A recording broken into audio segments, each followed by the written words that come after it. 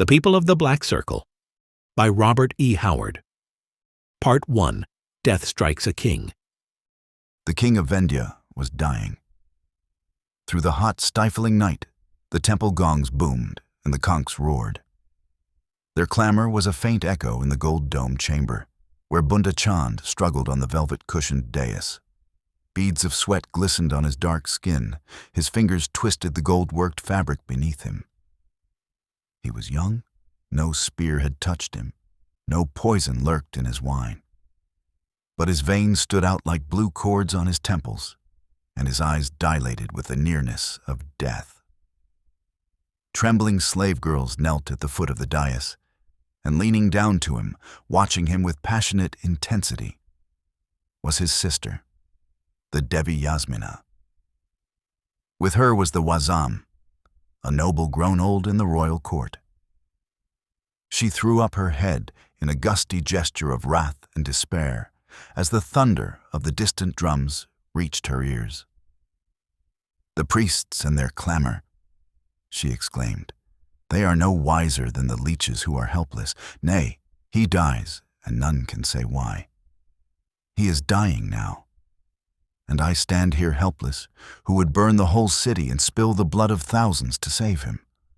Not a man of Ayodhya, but would die in his place, if it might be Devi," answered the Wazam. "This poison—" "I tell you it is not poison," she cried. "Since his birth he has been guarded so closely that the cleverest poisoners of the East could not reach him. 5 skulls bleaching on the Tower of the Kites can testify to attempts which were made and which failed. As you well know, there are 10 men and 10 women whose sole duty is to taste his food and wine, and 50 armed warriors guard his chamber as they guard it now. No, it is not poison. It is sorcery, black, ghastly magic." She ceased as the king spoke. His livid lips did not move, and there was no recognition in his glassy eyes. But his voice rose in an eerie call, indistinct and far away, as if called to her from beyond vast, wind-blown gulfs. "Yasmina, Yasmina, my sister, where are you? I cannot find you. All is darkness and the roaring of great winds." "Brother," cried Yasmina, catching his limp hand in a convulsive grasp. "I am here. Do you not know me?" Her voice died at the utter vacancy of his face. A low, confused moan waned from his mouth. The slave girls at the foot of the dais whimpered with fear, and Yasmina beat her breast in anguish. In another part of the city, a man stood in a latticed balcony overlooking a long street in which torches tossed luridly, smokily revealing upturned dark faces and the whites of gleaming eyes. A long-drawn wailing rose from the multitude. The man shrugged his broad shoulders and turned back into the arabesque chamber. He was a tall man, compactly built and richly clad. "The king is not yet dead, but the dirge is sounded," he said to another man who sat cross-legged on a mat in a corner. This man was clad in a brown camel-hair robe and sandals, and a green turban was on his head. His expression was tranquil, his gaze impersonal. "The people know he will never see another dawn." This man answered. The first speaker favored him with a long, searching stare. "What I cannot understand," he said, "is why I have had to wait so long for your masters to strike. If they have slain the king now, why could they not have slain him months ago? Even the arts you call sorcery are governed by cosmic laws," answered the man in the green turban. "The stars direct these actions, as in other affairs. Not even my masters can alter the stars. Not until the heavens were in the proper order could they perform this necromancy." With a long, stained fingernail, he mapped the constellations on the marble-tiled floor. The slant of the moon presaged evil for the king of Vendya. The stars are in turmoil. the serpent in the house of the elephant. During such juxtaposition, the invisible guardians are removed from the spirit of Bunda Chand.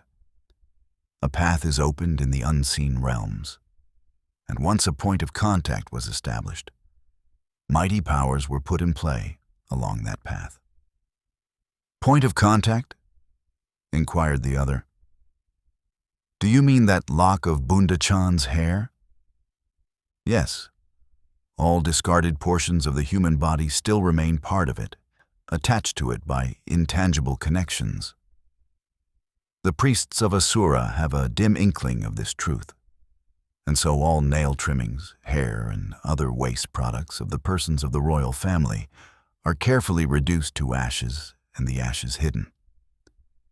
But at the urgent entreaty of the Princess of Kosala, who loved Bunda Chand vainly, he gave her a lock of his long black hair as a token of remembrance.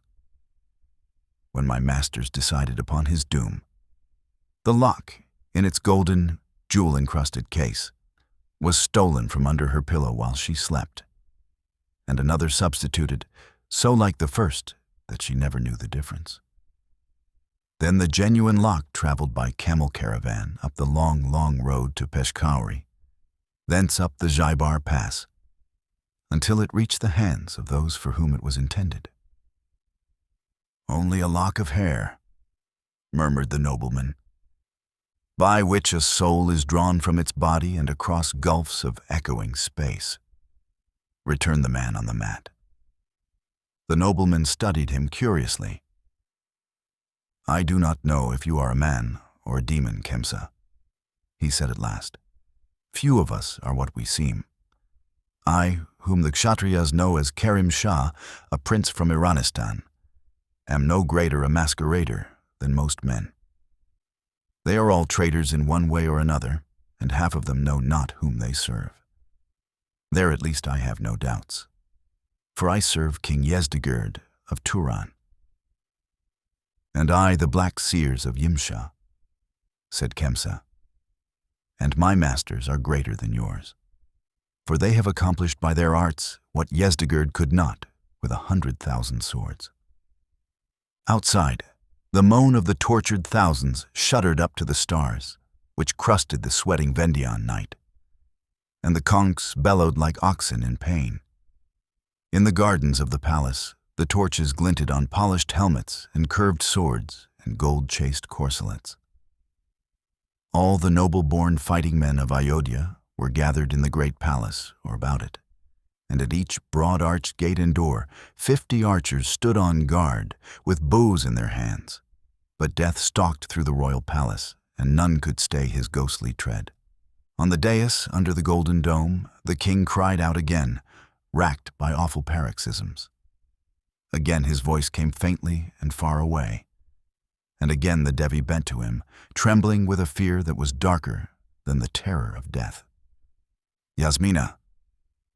Again that far, weirdly dreeing cry, from realms immeasurable. "Aid me. I am far from my mortal house.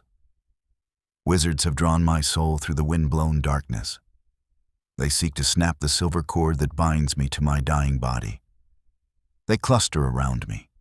Their hands are taloned. Their eyes are red like flame burning in darkness. Aye, save me, my sister. Their fingers sear me like fire. They would slay my body and damn my soul. What is this they bring before me? Aye." At the terror in his hopeless cry, Yasmina screamed uncontrollably and threw herself bodily upon him in the abandon of her anguish. He was torn by a terrible convulsion. Foam flew from his contorted lips, and his writhing fingers left their marks on the girl's shoulders. But the glassy blankness passed from his eyes like smoke blown from a fire, and he looked up at his sister with recognition. "Brother?" she sobbed. "Brother!" "Swift," he gasped, and his weakening voice was rational. "I know now what brings me to the pyre. I have been on a far journey, and I understand.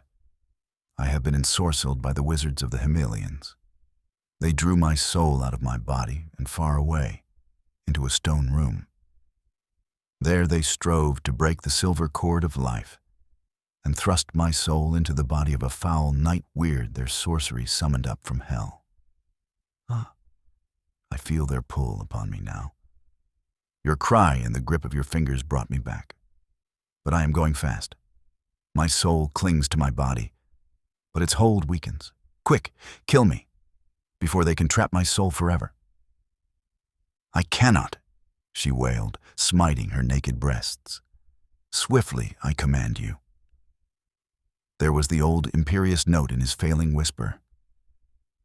You have never disobeyed me. Obey my last command. Send my soul clean to Asura. Haste, lest you damn me to spend eternity as a filthy gaunt of darkness. Strike, I command you. Strike.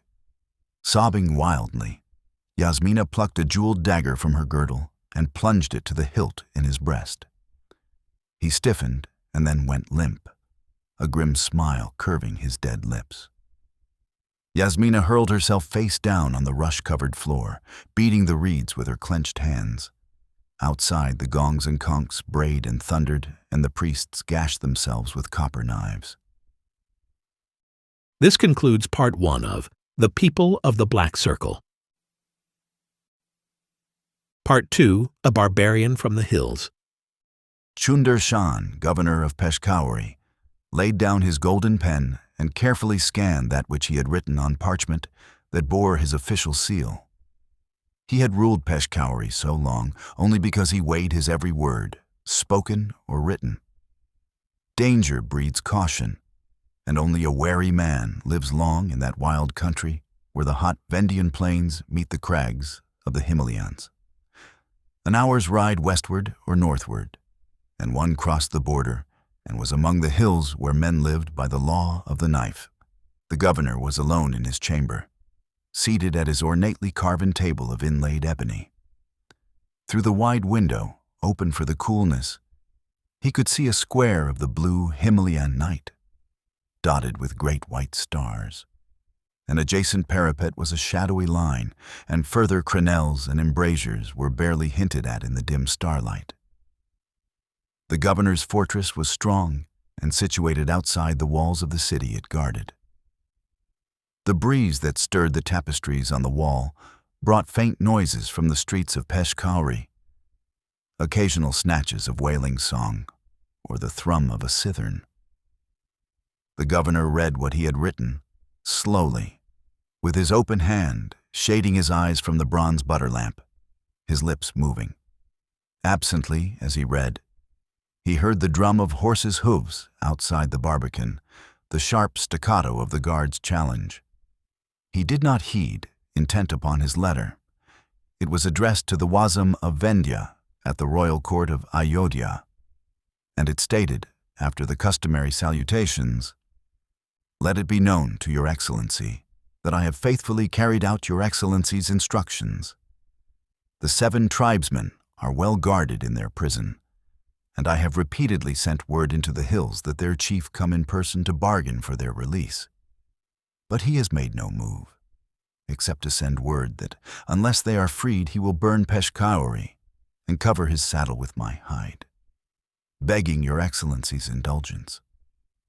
This he is quite capable of attempting, and I have tripled the numbers of the lance guards. The man is not a native of Gulistan.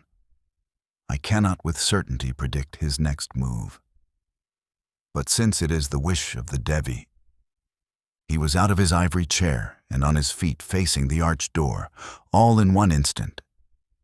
He snatched at the curved sword lying in its ornate scabbard on the table and then checked the movement. It was a woman who had entered unannounced.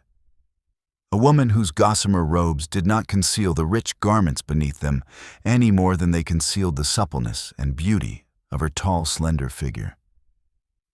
A filmy veil fell below her breasts, supported by a flowing headdress bound about with a triple gold braid and adorned with a golden crescent. Her dark eyes regarded the astonished governor over the veil, and then with an imperious gesture of her white hand, she uncovered her face. "Devi." The governor dropped to his knees before her, surprise and confusion somewhat spoiling the stateliness of his obeisance. With a gesture she motioned him to rise, and he hastened to lead her to the ivory chair, all the while bowing level with his girdle. But his first words were of reproof. "Your Majesty, this was most unwise. The border is unsettled. Raids from the hills are incessant. You came with a large attendance?" "An ample retinue followed me to Peshkhauri," she answered. "I lodged my people there and came on to the fort with my maid, Gitara." Chunder Shan groaned in horror. "Devi, you do not understand the peril. An hour's ride from this spot, the hills swarm with barbarians who make a profession of murder and rapine. Women have been stolen and men stabbed between the fort and the city. Peshkhauri is not like your southern provinces. But I am here and unharmed," she interrupted with a trace of impatience. "I showed my signet ring to the guard at the gate and to the one outside your door, and they admitted me unannounced, not knowing me, but supposing me to be a secret courier from Ayodhya. Let us not now waste time. You have received no word from the chief of the barbarians?" "None save threats and curses, Devi. He is wary and suspicious. He deems it a trap, and perhaps he is not to be blamed. The Kshatriyas have not always kept their promises to the hill people." "He must be brought to terms," broke in Yasmina, the knuckles of her clenched hands showing white. "I do not understand." The governor shook his head. "When I chanced to capture these 7 hillmen, I reported their capture to the Wazam, as is the custom. And then, before I could hang them, there came an order to hold them and communicate with their chief. This I did, but the man holds aloof, as I have said. These men are of the tribe of Afghulis, but he is a foreigner from the west, and he is called Conan. I have threatened to hang them tomorrow at dawn if he does not come." "Good," exclaimed the Devi. "You have done well, and I will tell you why I have given these orders.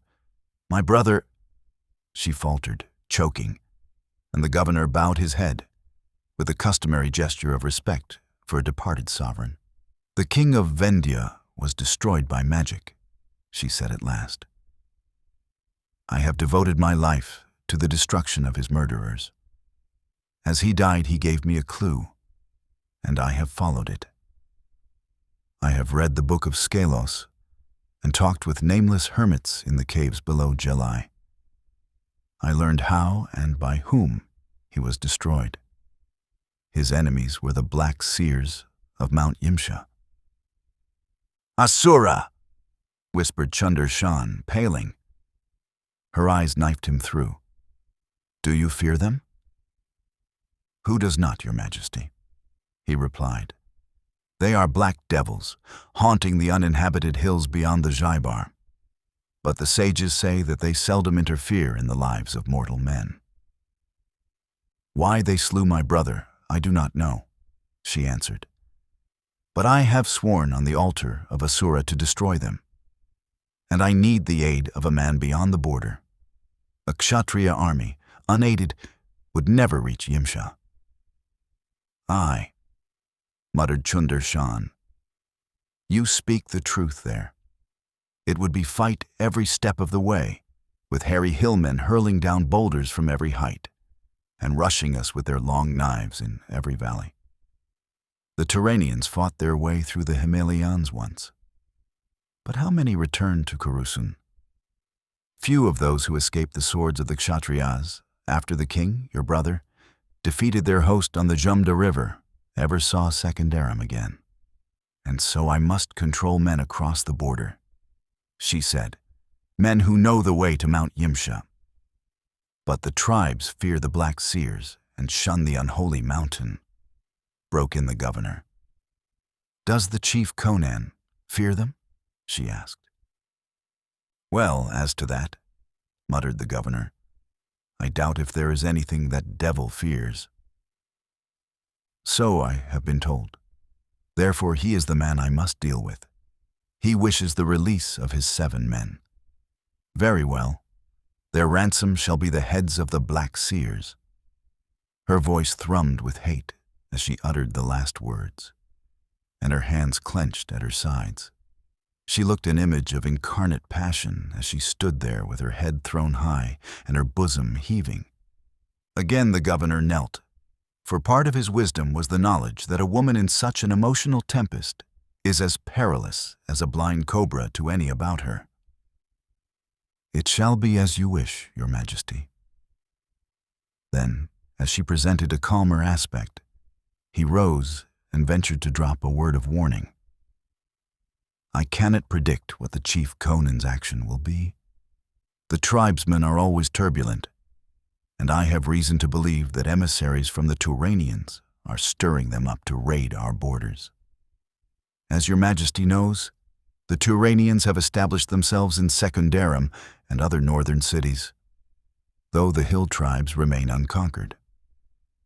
King Yezdegerd has long looked southward with greedy lust, and perhaps is seeking to gain by treachery what he could not win by force of arms.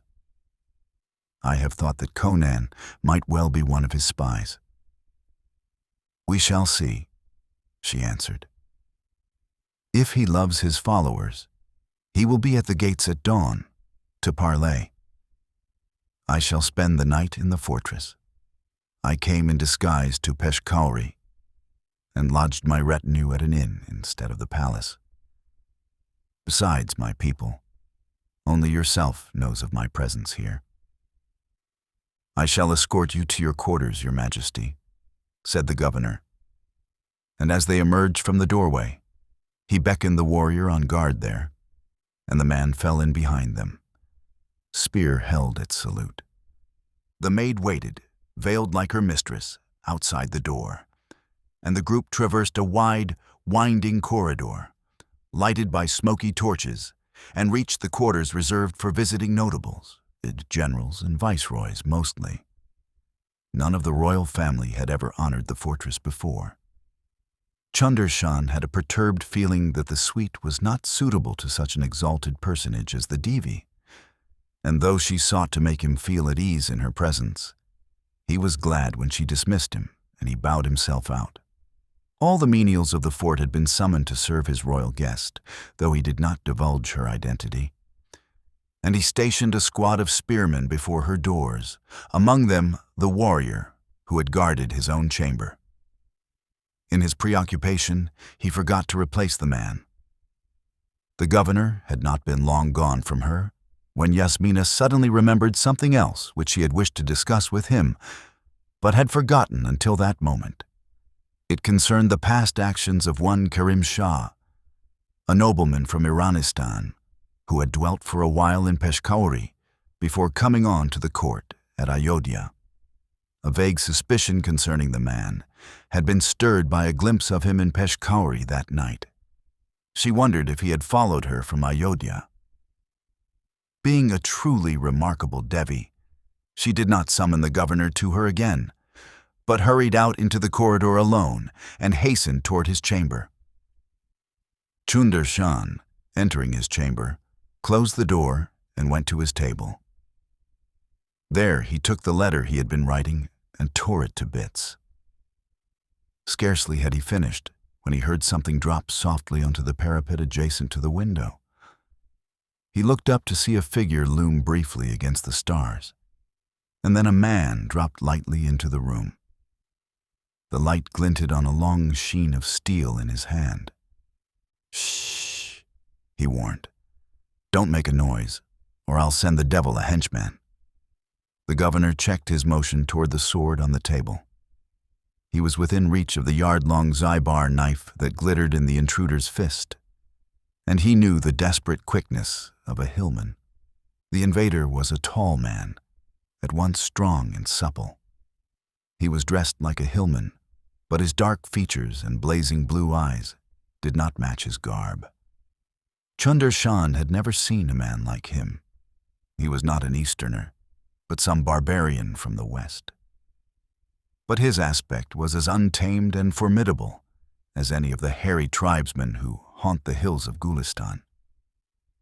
"You come like a thief in the night," commented the governor, recovering some of his composure, although he remembered that there was no guard within call. Still, the hillman could not know that. "I climbed a bastion," snarled the intruder. A guard thrust his head over the battlement in time for me to rap it with my knife hilt. "You are Conan." "Who else?" "You sent word into the hills that you wished for me to come and parley with you. Well, by Crom, I've come. Keep away from that table or I'll gut you." "I merely wished to seat myself," answered the governor, carefully sinking into the ivory chair, which he wheeled away from the table. Conan moved restlessly before him, glancing suspiciously at the door, thumbing the razor edge of his 3-foot knife. He did not walk like an Afghuli, and was bluntly direct where the East is subtle. "You have 7 of my men," he said abruptly. "You refused the ransom I offered. What the devil do you want?" "Let us discuss terms," answered Chunder Shan cautiously. "Terms?" There was a timbre of dangerous anger in his voice. "What do you mean? Haven't I offered you gold?" Chunder Shan laughed. "Gold? There is more gold in Peshkari than you ever saw." "You're a liar," retorted Conan.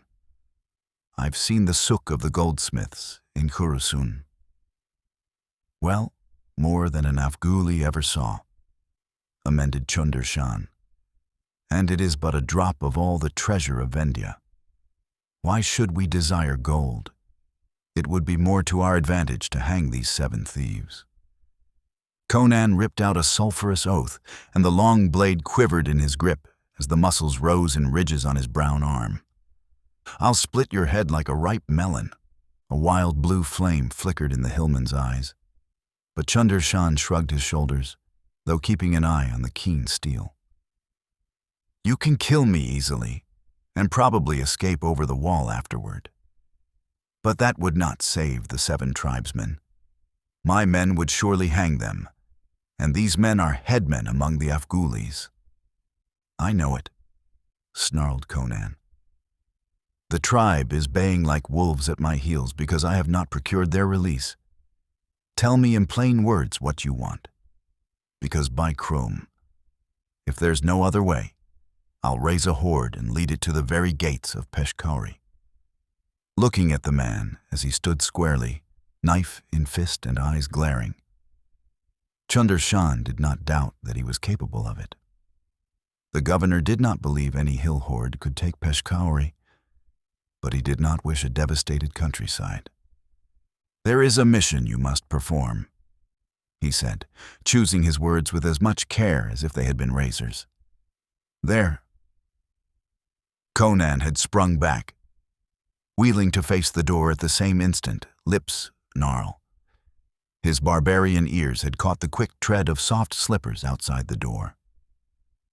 The next instant the door was thrown open, and a slim, silk-robed form entered hastily, pulling the door shut, then stopping short at sight of the hillman. Chunder Shan sprang up, his heart jumping into his mouth. "Devi!" he cried involuntarily, losing his head momentarily in his fright. "Devi!" It was like an explosive echo from the hillman's lips. Chunder Shan saw recognition and intent flame up in the fierce blue eyes. The governor shouted desperately and caught at his sword. But the hillman moved with the devastating speed of a hurricane. He sprang, knocked the governor sprawling with a savage blow of his knife hilt, swept up the astounded Devi in one brawny arm, and leaped for the window. Chunder Shan, struggling frantically to his feet, saw the man poise an instant on the sill in a flutter of silken skirts and white limbs that was his royal captive, and heard his fierce, exultant snarl. "Now dare to hang my men." And then Conan leapt to the parapet and was gone. A wild scream floated back to the governor's ears. "Guard! Guard!" screamed the governor, struggling up and running drunkenly to the door. He tore it open and reeled into the hall. His shouts re-echoed along the corridors, and warriors came running, gaping to see the governor holding his broken head, from which the blood streamed. "Turn out the lancers," he roared. "There has been an abduction." Even in his frenzy, he had enough sense left to withhold the full truth. He stopped short as he heard a sudden drum of hoofs outside, a frantic scream and a wild yell of barbaric exultation. Followed by the bewildered guardsmen, the governor raced for the stair. In the courtyard of the fort, a force of lancers stood by saddled steeds, ready to ride at an instant's notice. Chunder Shan led his squadron flying after the fugitive, though his head swam so he had to hold with both hands to the saddle. He did not divulge the identity of the victim, but said merely that the noblewoman who had borne the royal signet ring had been carried away by the chief of the Afghulis. The abductor was out of sight and hearing, but they knew the path he would strike, the road that runs straight to the mouth of the Zybar. There was no moon. Peasant huts rose dimly in the starlight. Behind them fell away the grim bastion of the fort and the towers of Peshkari. Ahead of them loomed the black walls of the Himalayans. This concludes Part 2 of The People of the Black Circle. Part 3. Khemsa uses magic. In the confusion that reigned in the fortress while the guard was being turned out, no one noticed that the girl who had accompanied the Devi slipped out the great arched gate and vanished in the darkness.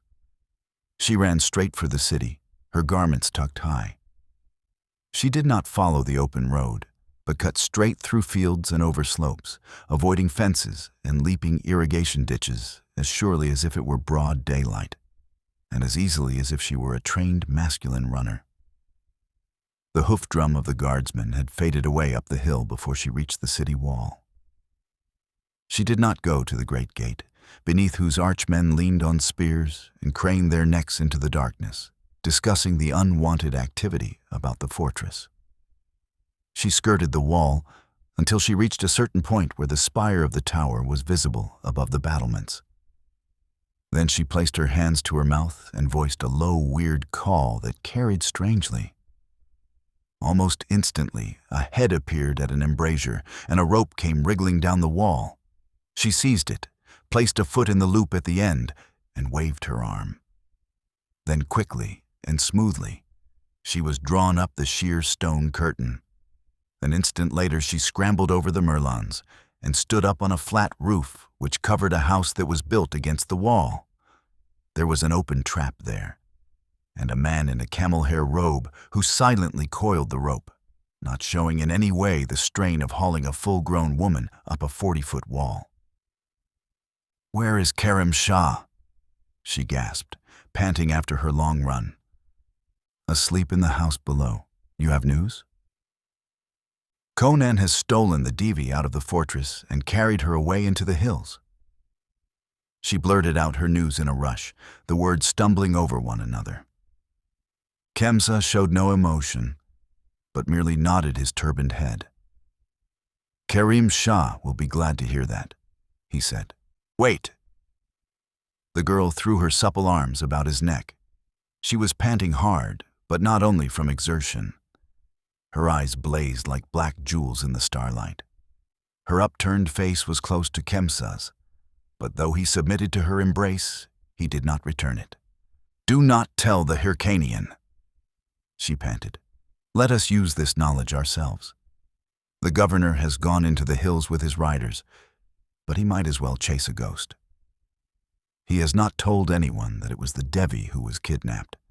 None in Peshkari or the fort knows it except us." "But what good does it do us?" the man expostulated. "My master sent me with Karim Shah to aid him in every way." "Aid yourself," she cried fiercely. "Shake off your yoke." "You mean disobey my masters?" he gasped, and she felt his whole body turn cold under her arms. "Aye." She shook him in the fury of her emotion.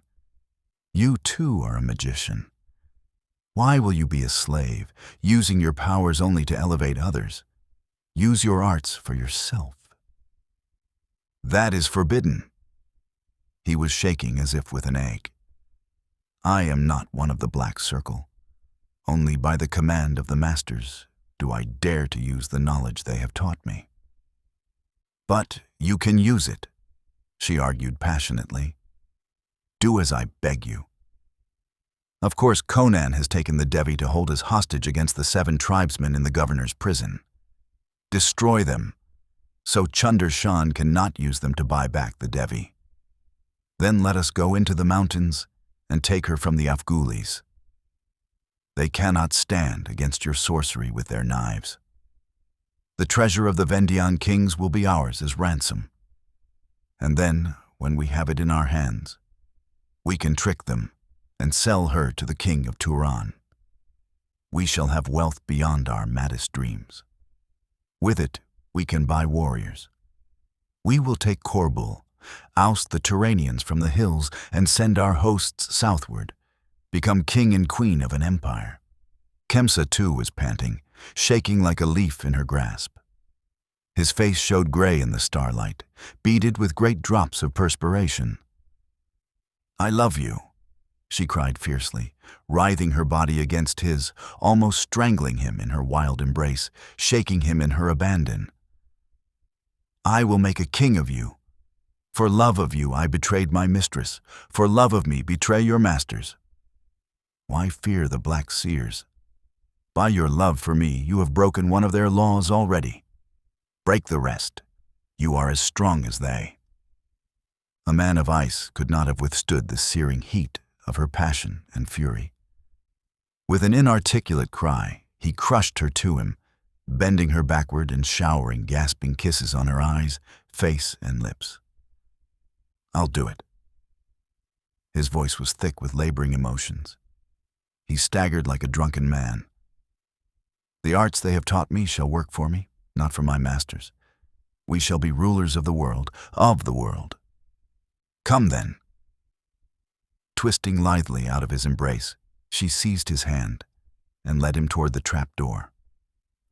First, we must make sure that the governor does not exchange those 7 Afghulis for the Devi.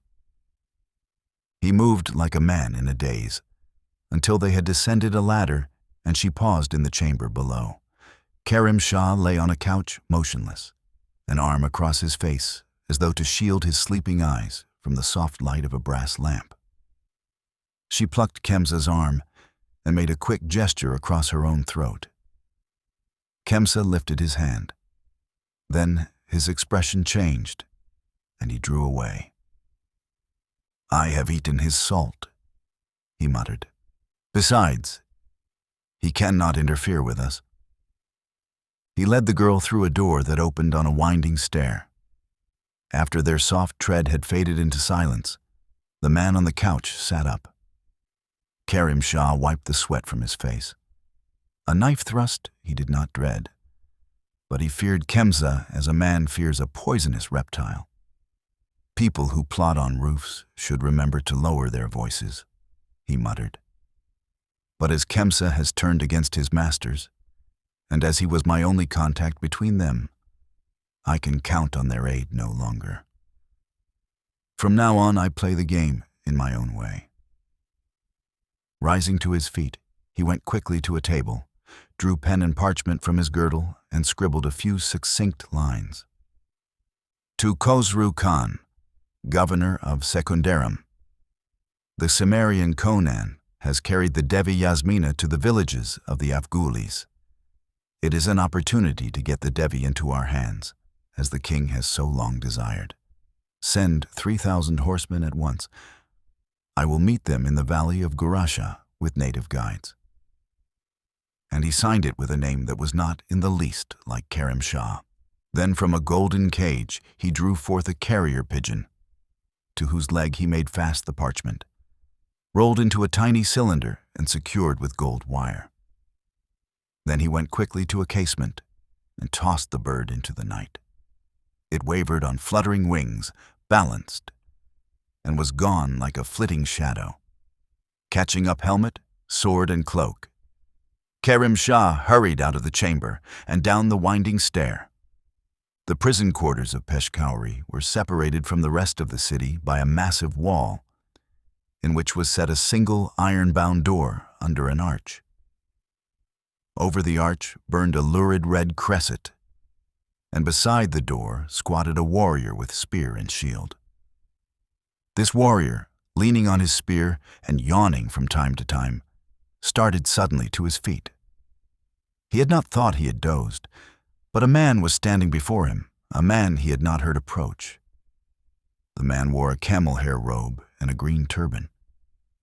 In the flickering light of the cresset, his features were shadowy, but a pair of lambent eyes shone surprisingly in the lurid glow. "Who comes?" demanded the warrior, presenting his spear. "Who are you?" The stranger did not seem perturbed, though the spear point touched his bosom. His eyes held the warrior's with strange intensity. "What are you obliged to do?" he asked strangely. "To guard the gate." The warrior spoke thickly and mechanically. He stood rigid as a statue, his eyes slowly glazing. "You lie. You are obliged to obey me. You have looked into my eyes, and your soul is no longer your own. Open that door." Stiffly, with the wooden features of an image, the guard wheeled about, drew a great key from his girdle, turned it in the massive lock, and swung open the door. Then he stood at attention, his unseeing stare straight ahead of him. A woman glided from the shadows and laid an eager hand on the mesmerist's arm. "Bid him fetch us horses, Khemsa," she whispered. "No need of that," answered the Raksha. Lifting his voice slightly, he spoke to the guardsman.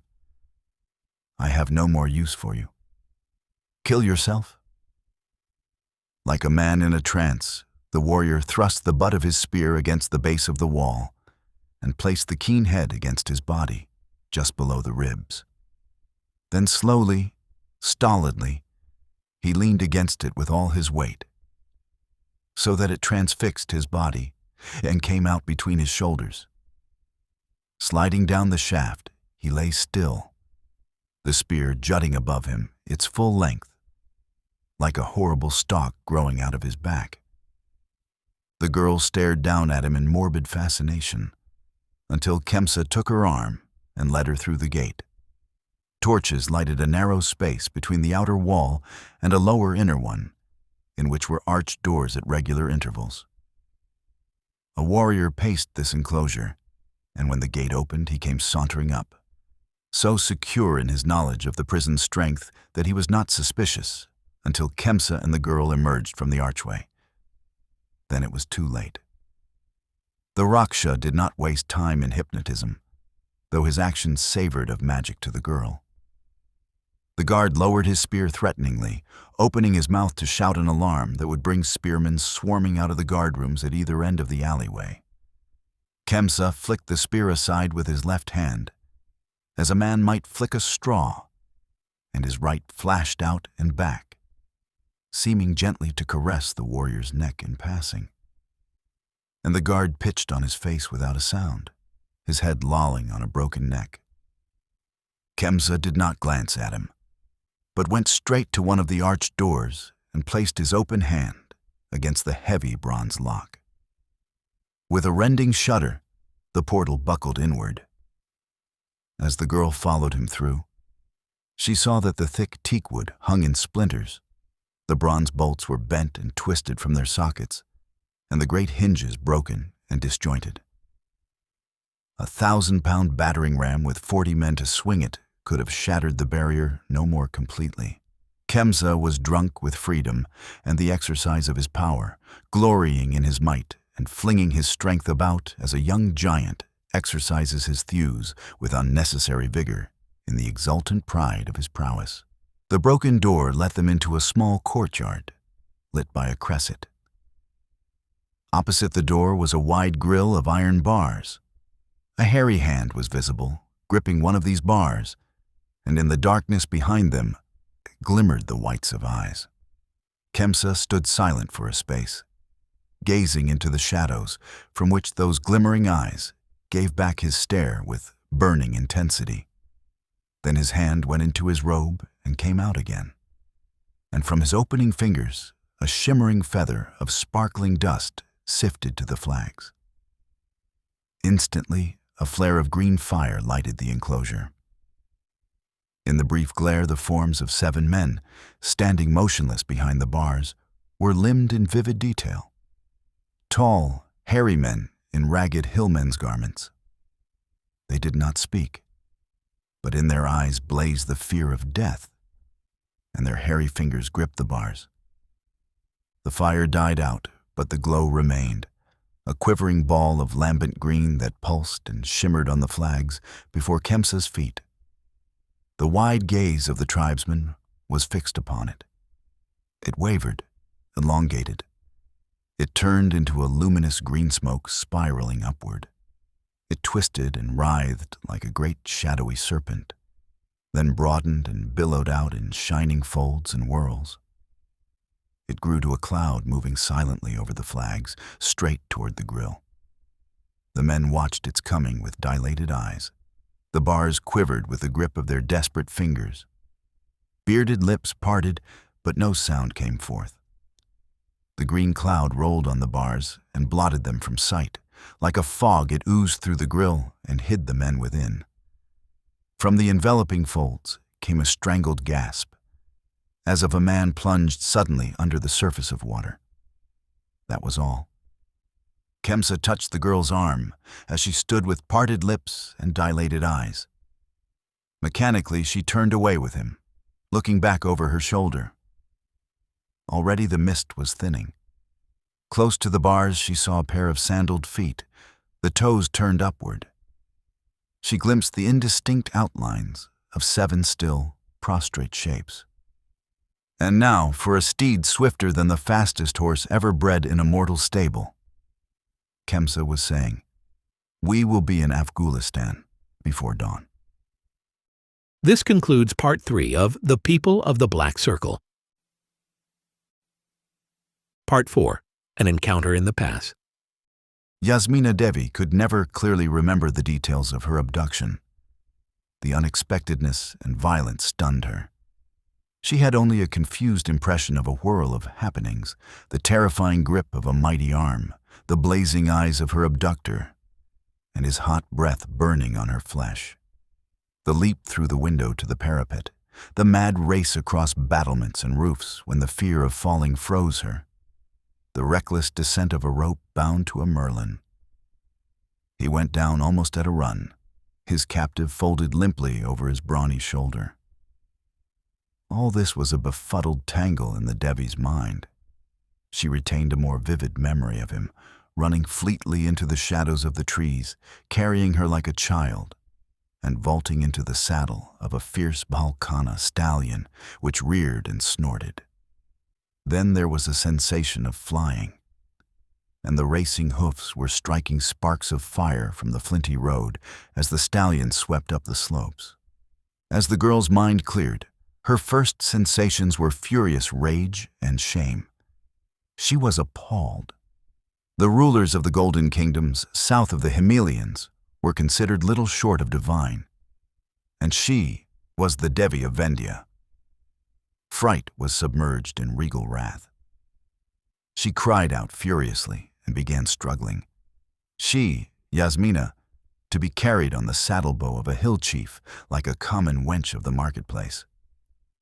He merely hardened his massive thews slightly against her writhings, and for the first time in her life, she experienced the coercion of superior physical strength. His arms felt like iron about her slender limbs. He glanced down at her and grinned hugely. His teeth glimmered whitely in the starlight. The reins lay loose on the stallion's flowing mane, and every thew and fiber of the great beast strained as he hurtled along the boulder-strewn trail. But Conan sat easily, almost carelessly, in the saddle, riding like a centaur. "You hill-bred dog," she panted, quivering with the impact of shame, anger, and the realization of helplessness. "You You dare! Your life shall pay for this. Where are you taking me?" "To the villages of Afghanistan," he answered, casting a glance over his shoulder. Behind them, beyond the slopes they had traversed, torches were tossing on the walls of the fortress, and he glimpsed a flare of light that meant the great gate had been opened. And he laughed, a deep-throated boom, gusty as the hill wind. "The governor has sent his riders after us," he laughed. "By Crom, we will lead him a merry chase. What do you think, Devi? Will they pay 7 lives for a Kshatriya princess?"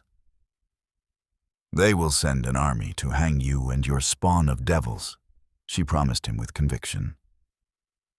He laughed gustily and shifted her to a more comfortable position in his arms. But she took this as a fresh outrage and renewed her vain struggle, until she saw that her efforts were only amusing him. Besides, her light silken garments, floating on the wind, were being outrageously disarranged by her struggles.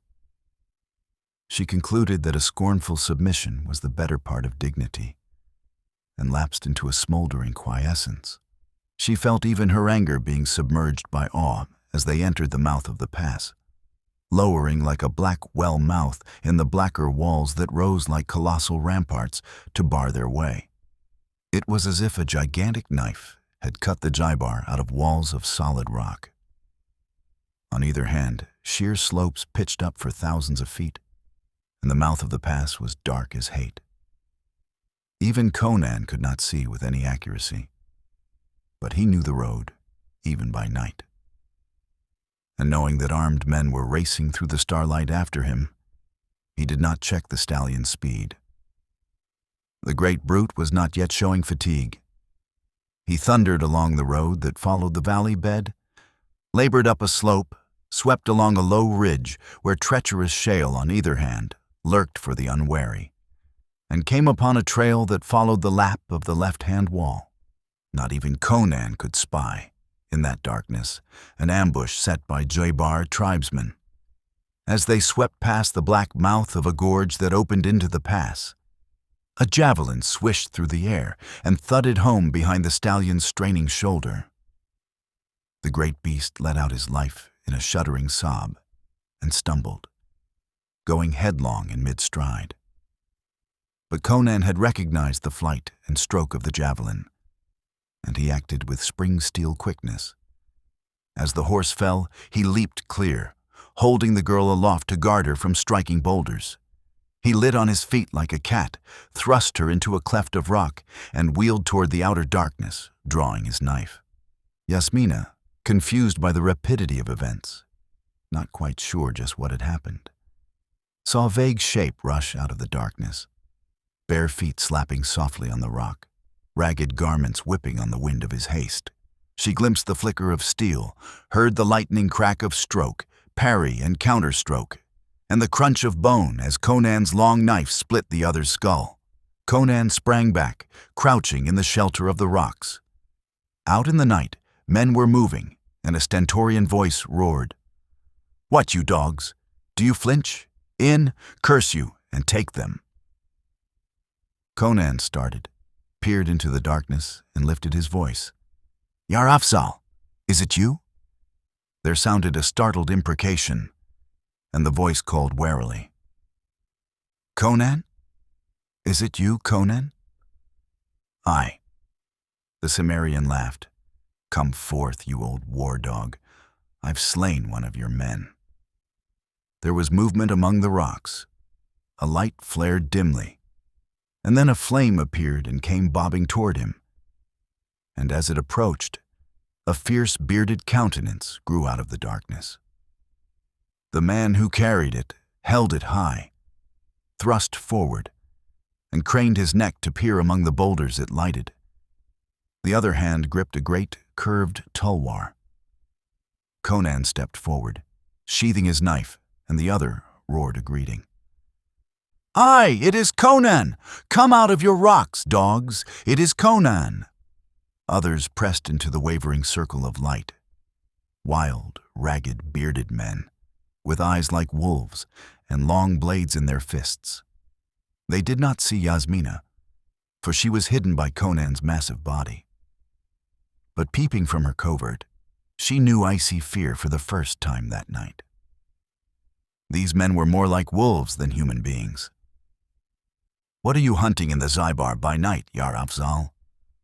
Conan demanded of the burly chief, who grinned like a bearded ghoul. "Who knows what might come up the pass after dark? We Wazulis are nighthawks. But what of you, Conan?" "I have a prisoner," answered the Cimmerian, and moving aside, he disclosed the cowering girl. Reaching a long arm into the crevice, he drew her trembling forth. Her imperious bearing was gone. She stared timidly at the ring of bearded faces that hemmed her in, and was grateful for the strong arm that clasped her possessively. The torch was thrust close to her, and there was a sucking intake of breath about the ring. "She is my captive," Conan warned, glancing pointedly at the feet of the man he had slain, just visible within the ring of light. "I was taking her to Afghanistan, but now you have slain my horse, and the Kshatriyas are close behind me." "Come with us to my village," suggested Yar Afzal. "We have horses hidden in the gorge. They can never follow us in the darkness. They are close behind you, you say?" "So close that I hear now the clink of their hoofs on the flint," answered Conan grimly. Instantly, there was movement. The torch was dashed out, and the ragged shapes melted like phantoms into the darkness. Conan swept up the Devi in his arms, and she did not resist. The rocky ground hurt her slim feet in their soft slippers, and she felt very small and helpless in that brutish, primordial blackness among those colossal, nighted crags. Feeling her shiver in the wind that moaned down the defiles, Conan jerked a ragged cloak from its owner's shoulders and wrapped it about her. He also hissed a warning in her ear, ordering her to make no sound. She did not hear the distant clink of shod hoofs on rock that warned the keen-eared hillmen, but she was far too frightened to disobey in any event. She could see nothing but a few faint stars far above, but she knew by the deepening darkness when they entered the gorge mouth. There was a stir about them, the uneasy movement of horses. A few muttered words, and Conan mounted the horse of the man he had killed, lifting the girl up in front of him. Like phantoms except for the click of their hooves, the band swept away up the shadowy gorge. Behind them on the trail, they left the dead horse and the dead man, which were found less than half an hour later by the riders from the fortress, who recognized the man as a Wazuli and drew their own conclusions accordingly. Yasmina, snuggled warmly in her captor's arms, grew drowsy in spite of herself. The motion of the horse, though it was uneven, uphill and down, yet possessed a certain rhythm which combined with weariness and emotional exhaustion to force sleep upon her. She had lost all sense of time or direction. They moved in soft, thick darkness, in which she sometimes glimpsed vaguely gigantic walls sweeping up like black ramparts or great crags shouldering the stars. At times she sensed echoing depths beneath them, or felt the wind of dizzy heights blowing cold about her. Gradually, these things faded into a dreamy unwakefulness in which the clink of hoofs and the creak of saddles were like the irrelevant sounds in a dream. She was vaguely aware when the motion ceased, and she was lifted down and carried a few steps. Then she was laid down on something soft and rustling, and something, a folded coat perhaps, was thrust under her head, and the cloak in which she was wrapped was carefully tucked about her. She heard Yar Afzal laugh. "A rare prize, Conan, fit mate for a chief of the Afghulis." "Not for me," came Conan's answering rumble.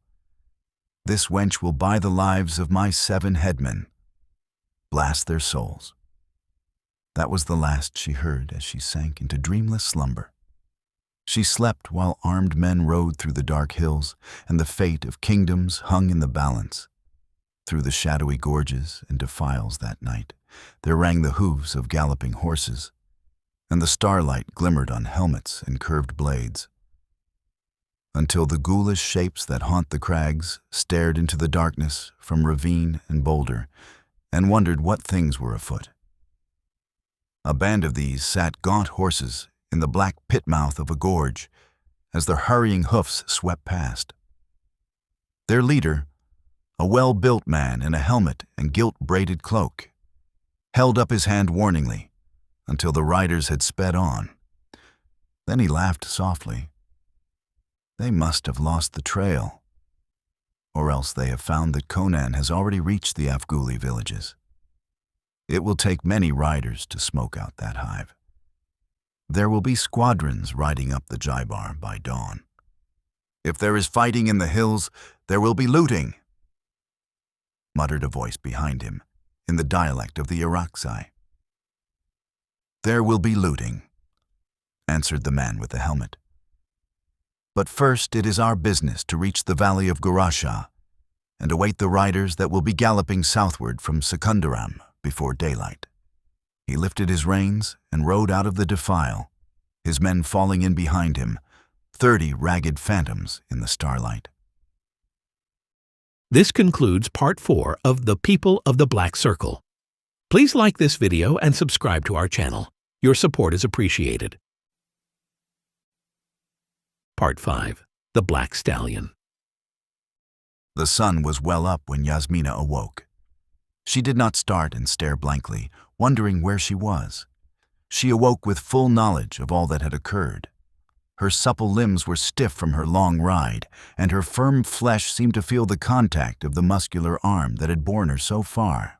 She was lying on a sheepskin, covering a pallet of leaves, on a hard-beaten dirt floor. A folded sheepskin coat was under her head, and she was wrapped in a ragged cloak. She was in a large room, the walls of which were crudely but strongly built of uncut rocks, plastered with sun-baked mud. Heavy beams supported a roof of the same kind, in which showed a trap door up to which led a ladder. There were no windows in the thick walls, only loopholes.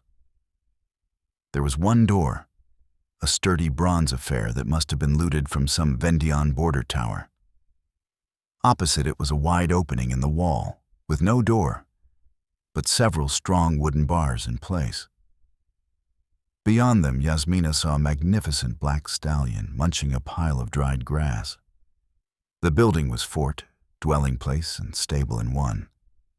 At the other end of the room, a girl in the vest and baggy trousers of a hill woman squatted beside a small fire, cooking strips of meat on an iron grid laid over blocks of stone. There was a sooty cleft in the wall a few feet from the floor, and some of the smoke found its way out there. The rest floated in blue wisps about the room. The hill girl glanced at Yasmina over her shoulder, displaying a bold, handsome face, and then continued her cooking. Voices boomed outside. Then the door was kicked open, and Conan strode in. He looked more enormous than ever with the morning sunlight behind him. And Yasmina noted some details that had escaped her the night before. His garments were clean and not ragged.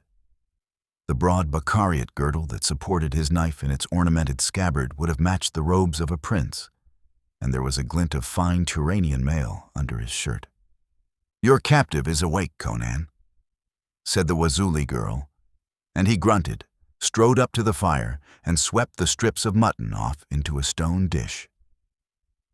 The squatting girl laughed up at him with some spicy jest, and he grinned wolfishly, and hooking a toe under her haunches, tumbled her sprawling onto the floor. She seemed to derive considerable amusement from this bit of rough horseplay. But Conan paid no more heed to her. Producing a great hunk of bread from somewhere with a copper jug of wine, he carried the lot to Yasmina, who had risen from her pallet and was regarding him doubtfully. "Rough fare for a Devi girl, but our best," he grunted, It will fill your belly, at least." He set the platter on the floor, and she was suddenly aware of a ravenous hunger. Making no comment, she seated herself cross-legged on the floor, and taking the dish in her lap, she began to eat. Using her fingers, which were all she had in the way of table utensils. After all, adaptability is one of the tests of true aristocracy. Conan stood looking down at her, his thumbs hooked in his girdle. He never sat cross-legged after the Eastern fashion. "Where am I?" she asked abruptly. "In the hut of Yar Afzal, the chief of the Kurum Wazulis," he answered. "Afghanistan lies a good many miles farther on to the west. We'll hide here a while. The Kshatriyas are beating up the hills for you. Several of their squads have been cut up by the tribes already." "What are you going to do?" she asked. "Keep you until Chunder Shan is willing to trade back my 7 cow thieves." He grunted. "Women of the Wazulis are crushing ink out of shoki leaves, and after a while you can write a letter to the governor." A touch of her old imperious wrath shook her, as she thought how maddeningly her plans had gone awry, leaving her captive of the very man she had plotted to get into her power. She flung down the dish with the remnants of her meal and sprang to her feet, tense with anger. "I will not write a letter. If you do not take me back, they will hang your 7 men, and 1,000 more besides." The Wazuli girl laughed mockingly. Conan scowled, and then the door opened and Yar Afzal came swaggering in. The Wazuli chief was as tall as Conan and of greater girth, but he looked fat and slow beside the hard compactness of the Cimmerian. He plucked his red-stained beard and stared meaningly at the Wazuli girl, and that wench rose and scurried out without delay. Then Yar Afzal turned to his guest. "The damnable people murmur, Conan," quoth he. "They wish me to murder you and take the girl to hold for ransom. They say that anyone can tell by her garments that she is a noble lady. They say, why should the Afghuli dogs profit by her, when it is the people who take the risk of guarding her?" "Lend me your horse," said Conan. "I'll take her and go." "Pish!" boomed Yar Afzal. "Do you think I can't handle my own people? I'll have them dancing in their shirts if they cross me. They don't love you, or any other outlander. But you saved my life once, and I will not forget. Come out, though, Conan. A scout has returned." Conan hitched at his girdle and followed the chief outside. They closed the door after them, and Yasmina peeped through a loophole. She looked out on a level space before the hut. At the farther end of that space, there was a cluster of mud and stone huts, and she saw naked children playing among the boulders, and the slim, erect women of the hills going about their tasks. Directly before the chief's hut, a circle of hairy, ragged men squatted, facing the door. Conan and Yar Afzal stood a few paces before the door, and between them and the ring of warriors, another man sat cross-legged. This one was addressing his chief in the harsh accents of the Wazuli, which Yasmina could scarcely understand. Though, as part of her royal education, she had been taught the languages of Iranistan and the kindred tongues of Gulistan. "I talked with the Dagazai who saw the riders last night," said the scout. "He was lurking near when they came to the spot where we ambushed the Lord Conan. He overheard their speech. Chunder Shan was with them. They found the dead horse, and one of the men recognized it as Conan's. Then they found the man Conan slew and knew him for a Wazuli. It seemed to them that Conan had been slain and the girl taken by the Wazuli, so they turned aside from their purpose of following to Afghanistan. But they did not know from which village the dead man was come, and we had left no trail a Kshatriya could follow. So they rode to the nearest Wazuli village, which was the village of Jugra, and burnt it and slew many of the people. But the men of Kojur came upon them in darkness and slew some of them, and wounded the governor.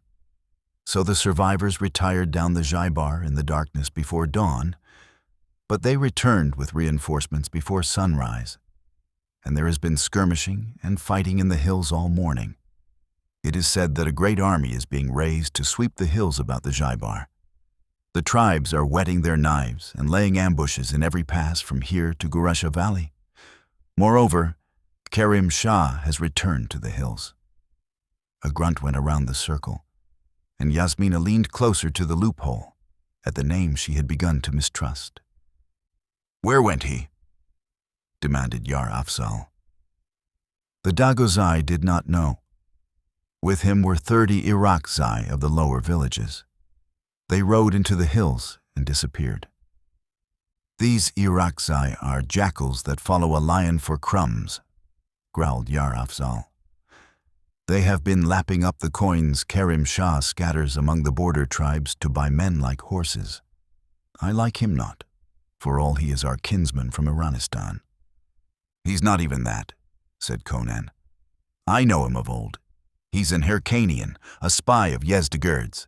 If I catch him, I'll hang his hide to a tamarisk." "But the Kshatriyas," clamored the men in the semicircle. "Are we to squat on our haunches until they smoke us out? They will learn at last in which Wazuli village the wench is held. We are not loved by the Jaibari. They will help the Kshatriyas hunt us out." "Let them come," grunted Yar Afzal. "We can hold the defiles against a host." One of the men leaped up and shook his fist at Conan. "Are we to take all the risks while he reaps the rewards?" he howled. "Are we to fight his battles for him?" With a stride, Conan reached him and bent slightly to stare full into his hairy face. The Cimmerian had not drawn his long knife, but his left hand grasped the scabbard, jutting the hilt suggestively forward. "I ask no man to fight my battles," he said softly. "Draw your blade if you dare, you yapping dog." The Wazuli started back, snarling like a cat. "Dare to touch me, and here are 50 men to rend you apart," he screeched. "What?" roared Yar Afzal, his face purpling with wrath. His whiskers bristled, his belly swelled with his rage. "Are you chief of Kurum? Do the Wazulis take orders from Yar Afzal or from a low-bred cur?" The man cringed before his invincible chief, and Yar Afzal, striding up to him, seized him by the throat and choked him until his face was turning black. Then he hurled the man savagely against the ground and stood over him with his tulwar in his hand. "Is there any who questions my authority?" he roared, and his warriors looked down sullenly as his bellicose glare swept their semicircle.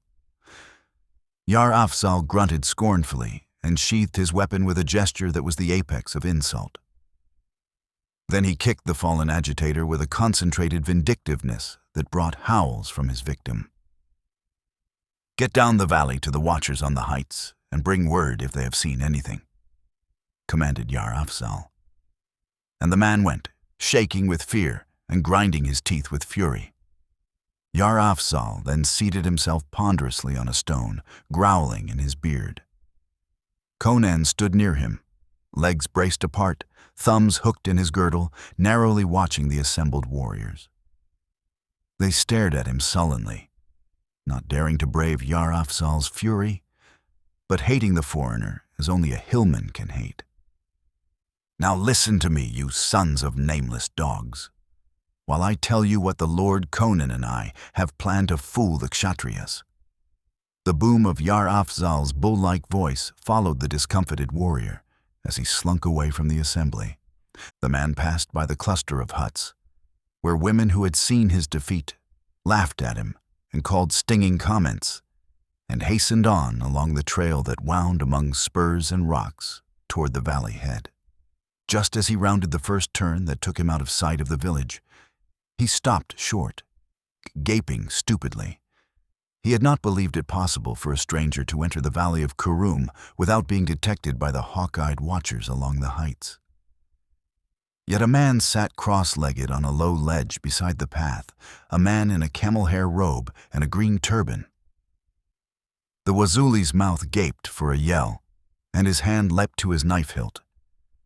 But at that instant his eyes met those of the stranger, and the cry died in his throat. His fingers went limp. He stood like a statue, his own eyes glazed and vacant. For minutes the scene held motionless. Then the man on the ledge drew a cryptic symbol in the dust on the rock with his forefinger. The Wazuli did not see him place anything within the compass of that emblem. But presently something gleamed there. A round, shiny black ball that looked like polished jade. The man in the green turban took this up and tossed it to the Wazuli, who mechanically caught it. "Carry this to Yar Afzal," he said.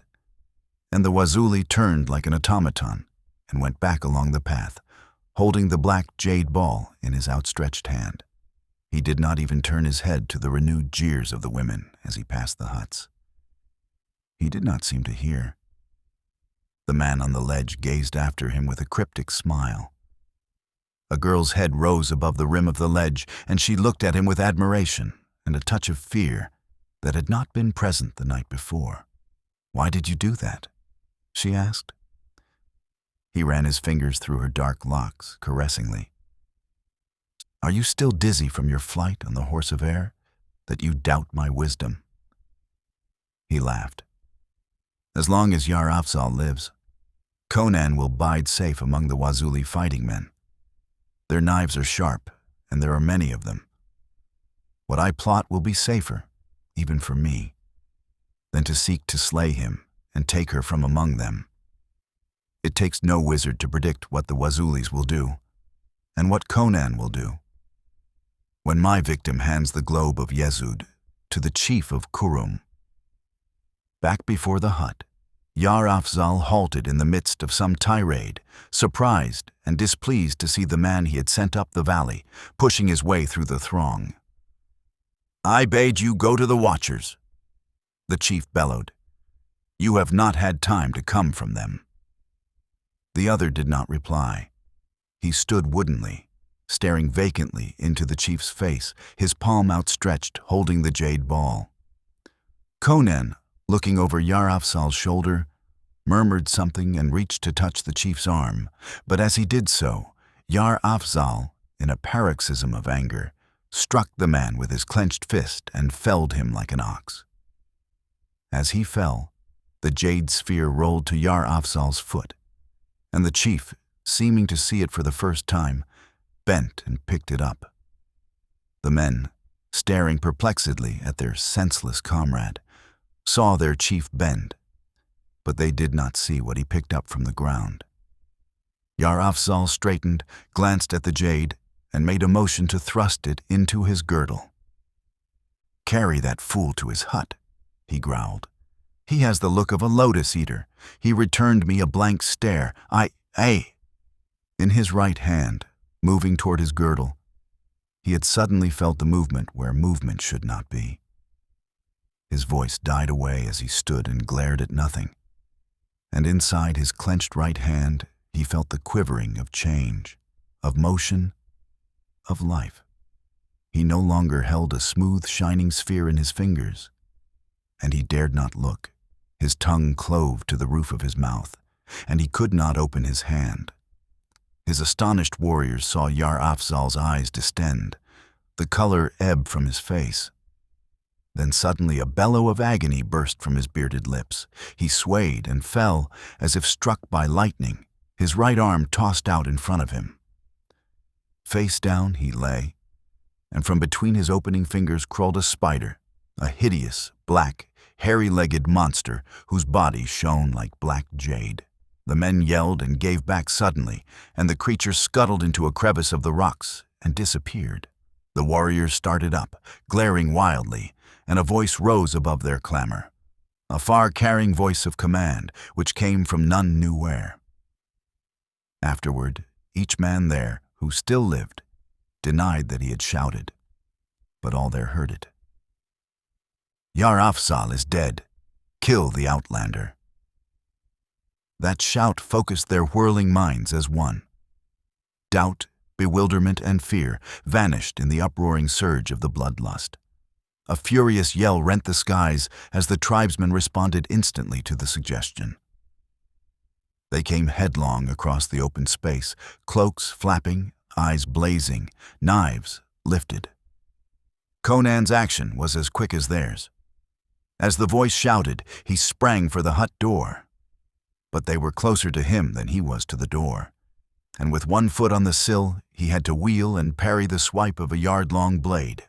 He split the man's skull, ducked another swinging knife, and gutted the wielder, felled a man with his left fist and stabbed another in the belly, and heaved back mightily against the closed door with his shoulders. Hacking blades were nicking chips out of the jambs about his ears. But the door flew open under the impact of his shoulders, and he went stumbling backward into the room. A bearded tribesman, thrusting with all his fury as Conan sprang back, overreached and pitched headfirst through the doorway. Conan stopped, grasped the slack of his garments and hauled him clear, and slammed the door in the faces of the men who came surging into it. Bones snapped under the impact, and the next instant Conan slammed the bolts into place and whirled with desperate haste to meet the man who sprang from the floor and tore into action like a madman. Yasmina cowered in a corner, staring in horror as the two men fought back and forth across the room, almost trampling her at times. The flash and clangor of their blades filled the room, and outside the mob clamored like a wolf pack, hacking deafeningly at the bronze door with their long knives and dashing huge rocks against it. Somebody fetched a tree trunk, and the door began to stagger under the thunderous assault. Yasmina clasped her ears, staring wildly. Violence and fury within, cataclysmic madness without. The stallion in his stall neighed and reared, thundering with his heels against the walls. He wheeled and launched his hoofs through the bars, just as the tribesmen, backing away from Conan's murderous swipes, stumbled against them. His spine cracked in 3 places like a rotten branch, and he was hurled headlong against the Cimmerian, bearing him backward so that they both crashed to the beaten floor. Yasmina cried out and ran forward. To her dazed sight, it seemed that both were slain.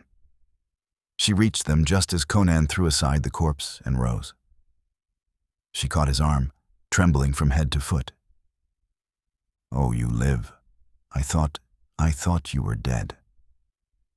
He glanced down at her quickly, into the pale, upturned face and the wide, staring dark eyes. "Why are you trembling?" he demanded. "Why should you care if I live or die?" A vestige of her poise returned to her, and she drew away, making a rather pitiful attempt at playing the Devi. "You are preferable to those wolves howling without," she answered, gesturing toward the door, the stone sill of which was beginning to splinter away. "That won't hold long," he muttered, then turned and went swiftly to the stall of the stallion. Yasmina clenched her hands and caught her breath as she saw him tear aside the splintered bars and go into the stall with the maddened beast. The stallion reared above him, neighing terribly, hoofs lifted, eyes and teeth flashing and ears laid back. But Conan leapt and caught his mane with a display of sheer strength that seemed impossible, and dragged the beast down on his forelegs. The steed snorted and quivered, but stood still while the man bridled him and clapped on the gold-worked saddle with the wide silver stirrups, wheeling the beast around in the stall. Conan called quickly to Yasmina, and the girl came, sidling nervously past the stallion's heels. Conan was working at the stone wall, talking swiftly as he worked. "A secret door in the wall here that not even the Wazuli know about. Yar Afzal showed it to me once when he was drunk. It opens out into the mouth of the ravine behind the hut. Ha!" As he tugged at a projection that seemed casual, a whole section of the wall slid back on oiled iron runners. Looking through, the girl saw a narrow defile opening in a sheer stone cliff within a few feet of the hut's back wall. Then Conan sprang into the saddle and hauled her up before him. Behind them, the great door groaned like a living thing and crashed in, and a yell rang to the roof as the entrance was instantly flooded with hairy faces and knives in hairy fists. And then the great stallion went through the wall like a javelin from a catapult and thundered into the defile, running low, foam flying from the bit rings. That move came as an absolute surprise to the Wazulis. It was a surprise, too, to those stealing down the ravine. It happened so quickly, the hurricane-like charge of the great horse, that a man in a green turban was unable to get out of the way. He went down under the frantic hooves, and a girl screamed. Conan got one glimpse of her as they thundered by. A slim, dark girl in silk trousers and a jeweled breastband, flattening herself against the ravine wall. Then the black horse and his riders were gone up the gorge like the spume blown before a storm, and the men who came tumbling through the wall into the defile after them met that which changed their yells of bloodlust to shrill screams of fear and death. This concludes Part 5 of The People of the Black Circle.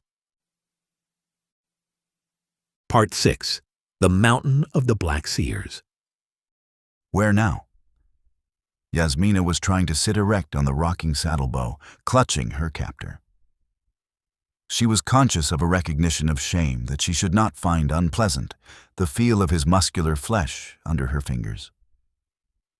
"To Afghanistan," he answered. "It's a perilous road, but the stallion will carry us easily, unless we fall in with some of your friends or my tribal enemies. Now that Yarafzal is dead, those damned Wazulis will be on our heels. I'm surprised we haven't sighted them behind us already." "Who was that man you rode down?" she asked. "I don't know. I never saw him before. He's no ghoulie, that's certain. What the devil he was doing there is more than I can say. There was a girl with him too." "Yes." Her gaze was shadowed. "I cannot understand that. That girl was my maid, Gitara. Do you suppose she was coming to aid me? That the man was a friend?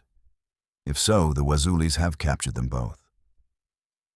"Well," he answered, "there's nothing we can do. If we go back, they'll skin us both. I can't understand how a girl like that could get this far into the mountains with only one man, and he a robed scholar, for that's what he looked like. There's something infernally queer in all this. That fellow Yar Afzal beat and sent away. He moved like a man walking in his sleep. I've seen the priests of Zamora perform their abominable rituals in their forbidden temples, and their victims had a stare like that man. The priests looked into their eyes and muttered incantations, and then the people became the walking dead men with glassy eyes, doing as they were ordered. And then I saw what the fellow had in his hand, which Yar Afzal picked up. It was like a big black jade bead, such as the temple girls of Yezud wear when they dance before the black stone spider, which is their god. Yar Afzal held it in his hand, and he didn't pick up anything else. Yet when he fell dead, a spider, like the god at Yezud, only smaller, ran out of his fingers. And then, when the Wazulis stood uncertain there, a voice cried out for them to kill me. And I know that voice didn't come from any of the warriors, nor from the women who watched by the huts. It seemed to come from above." Yasmina did not reply. She glanced at the stark outlines of the mountains all about them and shuddered. Her soul shrank from their gaunt brutality. This was a grim, naked land where anything might happen. Age-old traditions invested it with shuddery horror for anyone born in the hot, luxuriant southern plains.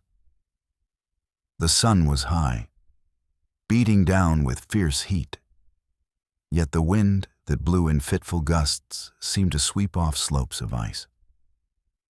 Once she heard a strange rushing above them that was not the sweep of the wind, and from the way Conan looked up, she knew it was not a common sound to him either. She thought that a strip of the cold blue sky was momentarily blurred, as if some all but invisible object had swept between it and herself. But she could not be sure. Neither made any comment, but Conan loosened his knife in his scabbard. They were following a faintly marked path, dipping down into ravines so deep the sun never struck bottom, laboring up steep slopes where loose shale threatened to slide from beneath their feet, and following knife-edge ridges with blue-hazed echoing depths on either hand. The sun had passed its zenith when they crossed a narrow trail winding among the crags. Conan reined the horse aside and followed it southward, going almost at right angles to their former course. A Galzai village is at one end of this trail, he explained. Their women follow it to a well for water. You need new garments. Glancing down at her filmy attire, Yasmina agreed with him. Her cloth of gold slippers were in tatters, her robes and silken undergarments torn to shreds that scarcely held together decently. Garments meant for the streets of Peshkhauri were scarcely appropriate for the crags of the Himalayas. Coming to a crook in the trail, Conan dismounted, helped Yasmina down, and waited. Presently he nodded, though she heard nothing. "A woman coming along the trail," he remarked. In sudden panic, she clutched his arm. "You will not kill her?" "I don't kill women ordinarily," he grunted, "though some of the hill women are she-wolves." "No," he grinned as at a huge jest. "Buy Crom, I'll pay for her clothes.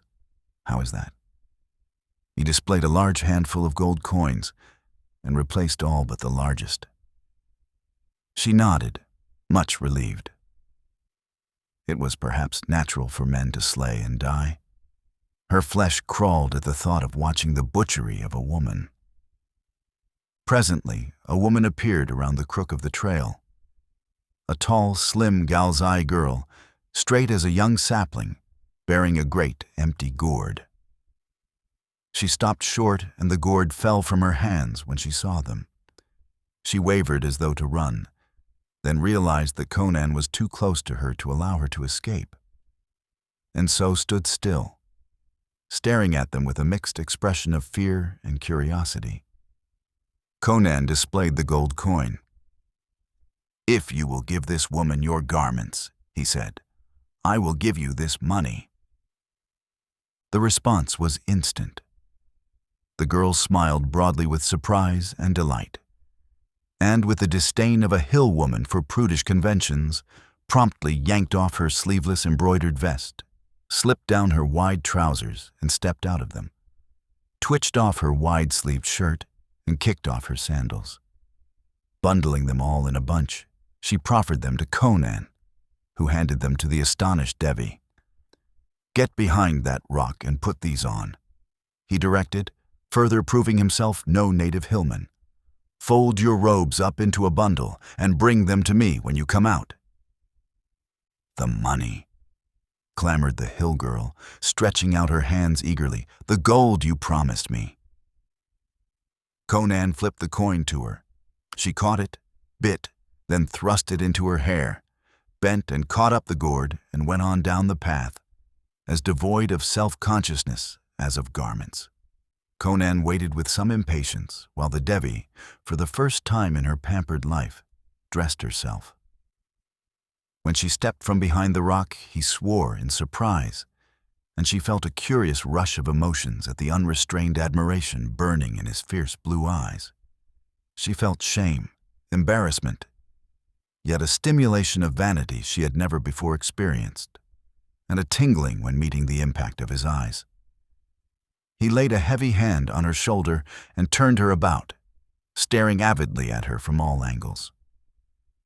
"By Crom," said he, "in those smoky, mystic robes you were aloof and cold and far off as a star. Now you are a woman of warm flesh and blood. You went behind that rock as the Devi of Vendya. You come out as a hill girl, though 1,000 times more beautiful than any wench of the Jaibar. You were a goddess. Now you are real." He spanked her resoundingly, and she, recognizing this as merely another expression of admiration, did not feel outraged. It was indeed as if the changing of her garments had wrought a change in her personality. The feelings and sensations she had suppressed rose to domination in her now, as if the queenly robes she had cast off had been material shackles and inhibitions. But Conan, in his renewed admiration, did not forget that peril lurked all about them. The farther they drew away from the region of the Jaibar, the less likely he was to encounter any Kshatriya troops. On the other hand, he had been listening all throughout their flight for sounds that would tell him the vengeful Wazulis of Kurum were on their heels. Swinging the Devi up, he followed her into the saddle and again reined the stallion westward. The bundle of garments she had given him, he hurled over a cliff, to fall into the depths of a 1,000-foot gorge. "Why did you do that?" she asked. "Why did you not give them to the girl?" "The riders from Peshkhauri are combing these hills," he said. "They'll be ambushed and harried at every turn, and by way of reprisal, they'll destroy every village they can take. They may turn westward any time. If they found a girl wearing your garments, they'd torture her into talking, and she might put them on my trail." "What will she do?" asked Yasmina. "Go back to her village and tell her people that a stranger attacked her," he answered. "She'll have them on our track, all right. But she had to go on and get the water first. If she dared go back without it, they'd whip the skin off her. That gives us a long start. They'll never catch us. By nightfall, we'll cross the Afghuli border. There are no paths or signs of human habitation in these parts," she commented. "Even for the Himalayans, this region seems singularly deserted.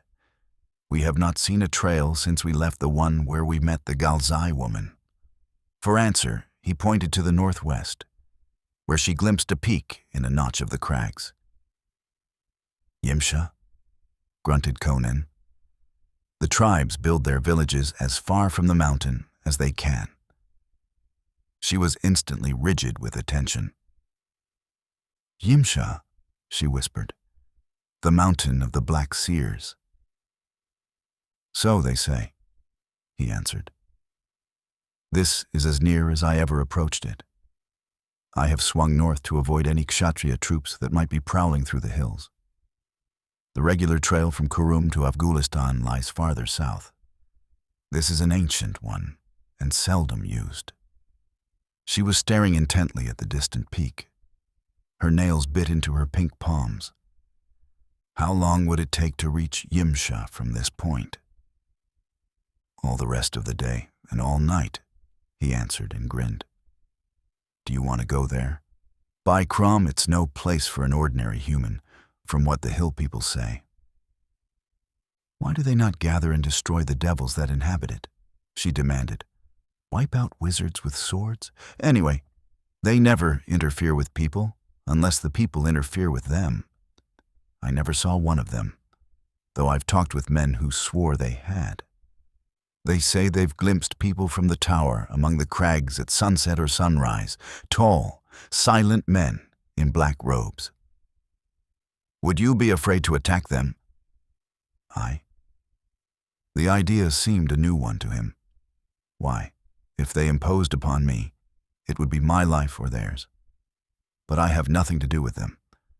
I came to these mountains to raise a following of human beings, not to war with wizards. Yasmina did not at once reply. She stared at the peak as at a human enemy, feeling all her anger and hatred stir in her bosom anew. And another feeling began to take dim shape.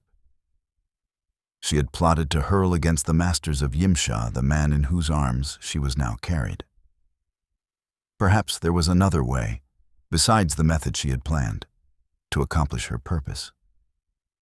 She could not mistake the look that was beginning to dawn in this wild man's eyes as they rested on her.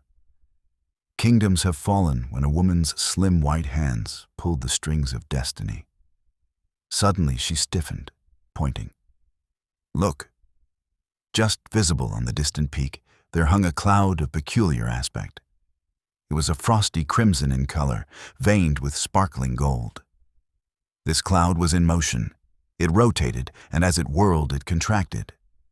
It dwindled to a spinning taper that flashed in the sun.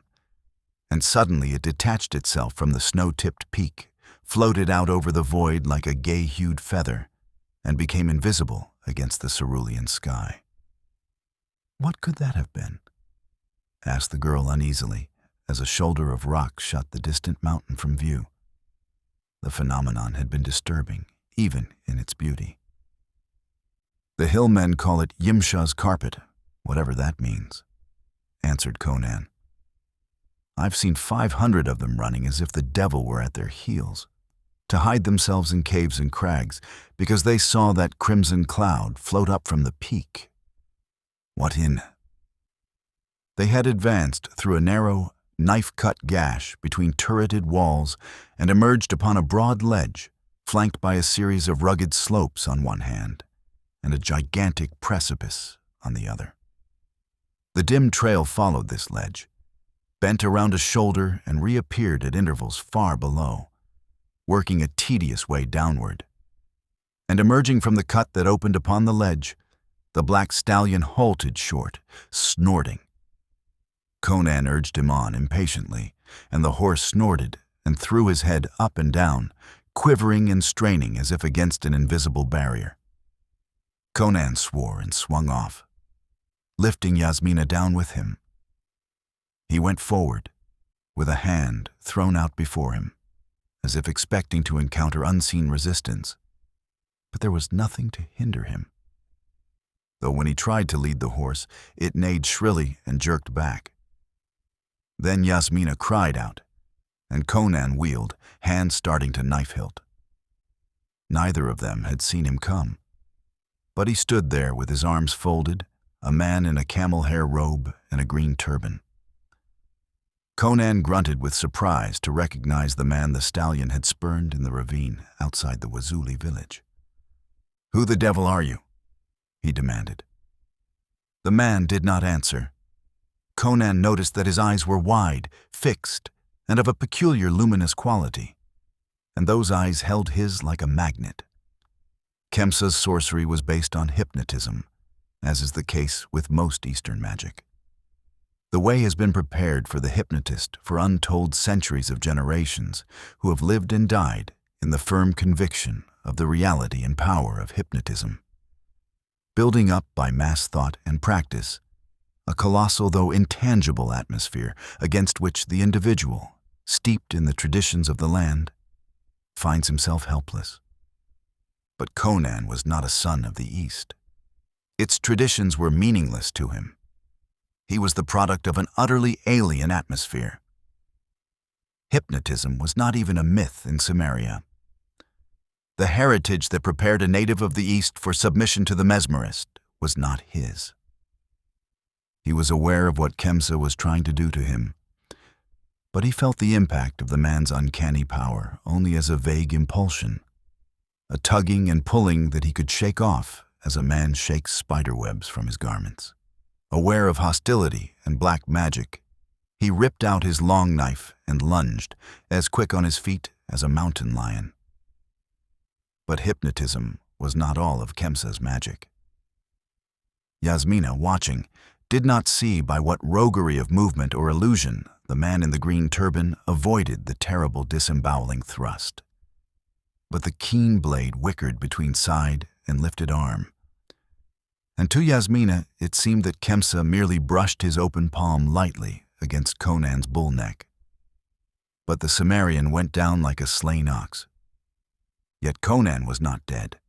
Breaking his fall with his left hand, he slashed at Khemsa's legs even as he went down, and the Raksha avoided the scythe-like swipe only by a most unwizardly bound backward. Then Yasmina cried out sharply as she saw a woman she recognized as Gitara glide out from among the rocks and come up to the man. The greeting died in the Devi's throat as she saw the malevolence in the girl's beautiful face. Conan was rising slowly, shaken and dazed by the cruel craft of that blow which, delivered with an art forgotten of men before Atlantis sank, would have broken like a rotten twig the neck of a lesser man. Khemsa gazed at him cautiously and a trifle uncertainly. The Raksha had learned the full flood of his own power when he faced at bay the knives of the maddened Wazulis in the ravine behind Kurum village. But the Cimmerian's resistance had perhaps shaken his newfound confidence a trifle. Sorcery thrives on success, not on failure. He stepped forward, lifting his hand, then halted as if frozen, head tilted back, eyes wide open, hand raised. In spite of himself, Conan followed his gaze, and so did the women, the girl cowering by the trembling stallion and the girl beside Khemsa. Down the mountain slopes, like a whirl of shining dust blown before the wind, a crimson conoid cloud came dancing. Khemsa's dark face turned ashen. His hand began to tremble, then sank to his side. The girl beside him, sensing the change in him, stared at him inquiringly. The crimson shape left the mountain slope and came down in a long, arching sweep. It struck the ledge between Conan and Khemsa, and the Raksha gave back with a stifled cry. He backed away, pushing the girl Gitara back with groping, fending hands. The crimson cloud balanced like a spinning top for an instant, whirling in a dazzling sheen on its point. Then, without warning, it was gone, vanished as a bubble vanishes when burst. There on the ledge stood 4 men. It was miraculous, incredible, impossible. Yet it was true. They were not ghosts or phantoms. They were 4 tall men, with shaven, vulture-like heads, and black robes that hid their feet. Their hands were concealed by their wide sleeves. They stood in silence, their naked heads nodding slightly in unison. They were facing Khemsa, but behind them Conan felt his own blood turning to ice in his veins. Rising, he backed stealthily away, until he could feel the stallion's shoulder trembling against his back, and the Devi crept into the shelter of his arm. There was no word spoken. Silence hung like a stifling pall. All 4 of the men in black robes stared at Khemsa. Their vulture-like faces were immobile, their eyes introspective and contemplative. But Khemsa shook like a man in an egg. His feet were braced on the rock, his calves straining as if in physical combat. Sweat ran in streams down his dark face. His right hand locked on something under his brown robe so desperately that the blood ebbed from that hand and left it white. His left hand fell on the shoulder of Gitara and clutched in agony like the grasp of a drowning man. She did not flinch or whimper, though his fingers dug like talons into her firm flesh. Conan had witnessed hundreds of battles in his wild life, but never one like this, wherein 4 diabolical wills sought to beat down one lesser but equally devilish will that opposed them. But he only faintly sensed the monstrous quality of that hideous struggle. With his back to the wall, driven to bay by his former masters, Khemsa was fighting for his life with all the dark power, all the frightful knowledge they had taught him through long, grim years of neophytism and vassalage. He was stronger than even he had guessed, and the free exercise of his powers in his own behalf had tapped unsuspected reservoirs of forces, and he was nerved to super-energy by frantic fear and desperation. He reeled before the merciless impact of those hypnotic eyes, but he held his ground. His features were distorted into a bestial grin of agony, and his limbs were twisted as on a rack. It was a war of souls, of frightful brains steeped in lore, forbidden to men for 1,000,000 years, of mentalities which had plumbed the abysses and explored the dark stars where spawn the shadows. Yasmina understood this better than did Conan, and she dimly understood why Khemsa could withstand the concentrated impact of those 4 hellish wills which might have blasted into atoms the very rock on which he stood. The reason was the girl that he clutched with the strength of his despair. She was like an anchor to his staggering soul, battered by the waves of those psychic emanations. His weakness was now his strength. His love for the girl, violent and evil though it might be, was yet a tie that bound him to the rest of humanity, providing an earthly leverage for his will, a chain that his inhuman enemies could not break. At least, not break through Khemsa. They realized that before he did, and one of them turned his gaze from the Raksha full upon Gitara. There was no battle there. The girl shrank and wilted like a leaf in the drought. Irresistibly impelled, she tore herself from her lover's arms before he realized what was happening. Then a hideous thing came to pass. She began to back toward the precipice, facing her tormentors, her eyes wide and blank as dark gleaming glass from behind which a lamp has been blown out. Khemsa groaned and staggered toward her, falling into the trap set for him. A divided mind could not maintain the unequal battle. He was beaten, a straw in their hands. The girl went backward, walking like an automaton, and Khemsa reeled drunkenly after her, hands vainly outstretched, groaning, slobbering in his pain, his feet moving heavily like dead things. On the very brink she paused, standing stiffly, her heels on the edge, and he fell on his knees and crawled whimpering toward her, groping for her, to drag her back from destruction. And just before his clumsy fingers touched her, one of the wizards laughed, like the sudden bronze note of a bell in hell. The girl reeled suddenly, and, consummate climax of exquisite cruelty, reason, and understanding flooded back into her eyes, which flared with awful fear. She screamed, clutched wildly at her lover's straining hand, and then, unable to save herself, fell headlong with a moaning cry. Khemsa hauled himself to the edge and stared over, haggardly, his lips working as he mumbled to himself. Then he turned and stared for a long minute at his torturers, with wide eyes that held no human light. And then, with a cry that almost burst the rocks, he reeled up and came rushing toward them, a knife lifted in his hand. One of the Rakshas stepped forward and stamped his foot, and as he stamped, there came a rumbling that grew swiftly to a grinding roar. Where his foot struck, a crevice opened in the solid rock that widened instantly. Then, with a deafening crash, a whole section of the ledge gave way. There was a last glimpse of Khemsa, with arms wildly upflung, and then he vanished amidst the roar of the avalanche that thundered down into the abyss. The 4 looked contemplatively at the ragged edge of rock that formed the new rim of the precipice, and then turned suddenly. Conan, thrown off his feet by the shudder of the mountain, was rising, lifting Yasmina. He seemed to move as slowly as his brain was working. He was befogged and stupid. He realized that there was a desperate need for him to lift the Devi on the black stallion and ride like the wind, but an unaccountable sluggishness weighted his every thought and action. And now the wizards had turned toward him.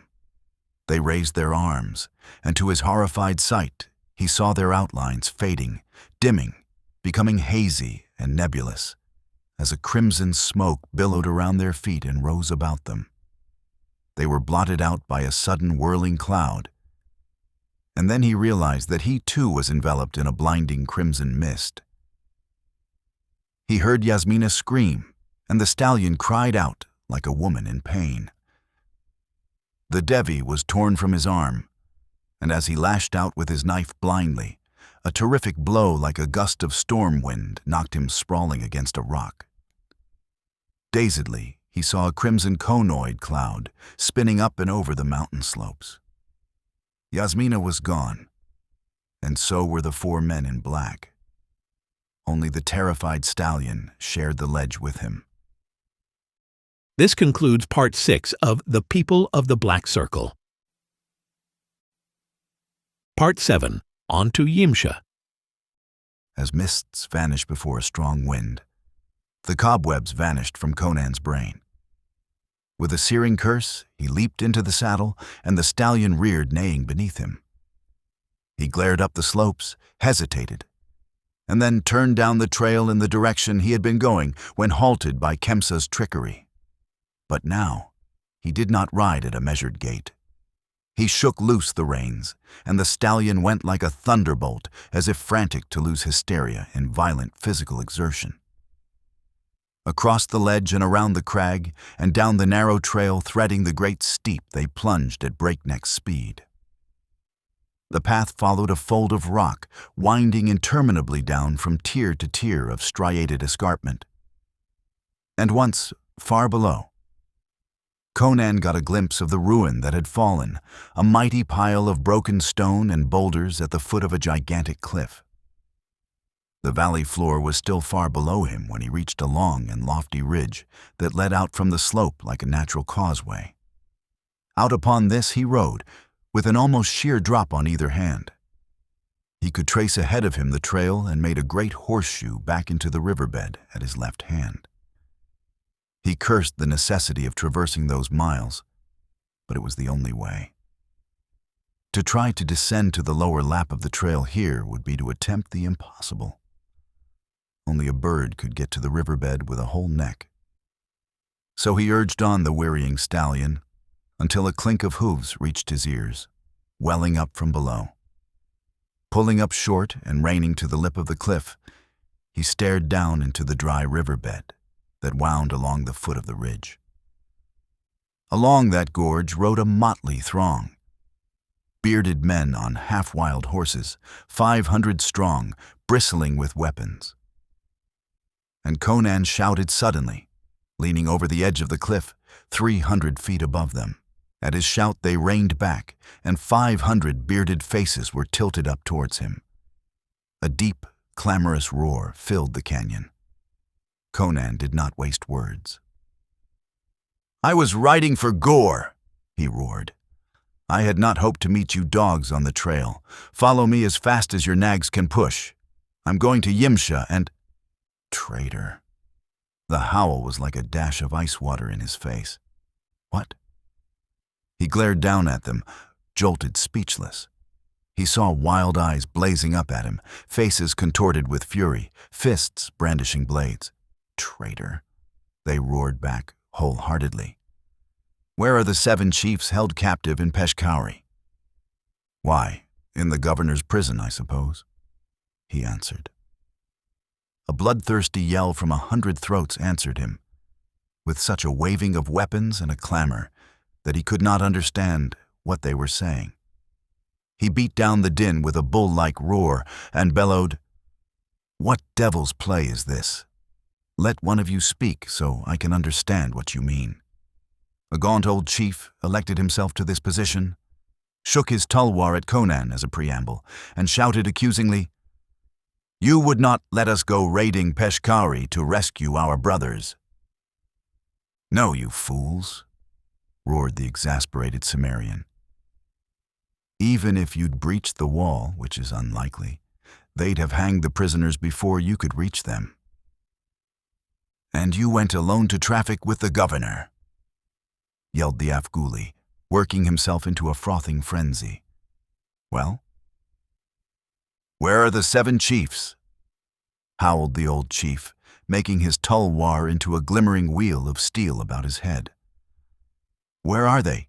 Dead?" "What?" Conan nearly fell off his horse in his surprise. "Aye, dead," 500 bloodthirsty voices assured him. The old chief brandished his arms and got the floor again. "They were not hanged," he screeched. "A Wazuli in another cell saw them die. The governor sent a wizard to slay them by craft." "That must be a lie," said Conan. "The governor would not dare. Last night I talked with him." The admission was unfortunate. A yell of hate and accusation split the skies. "Aye, you went to him alone, to betray us. It is no lie." The Wazuli escaped through the doors. The wizard burst in his entry and told the tale to our scouts whom he met in Jaibar. They had been sent forth to search for you when you did not return.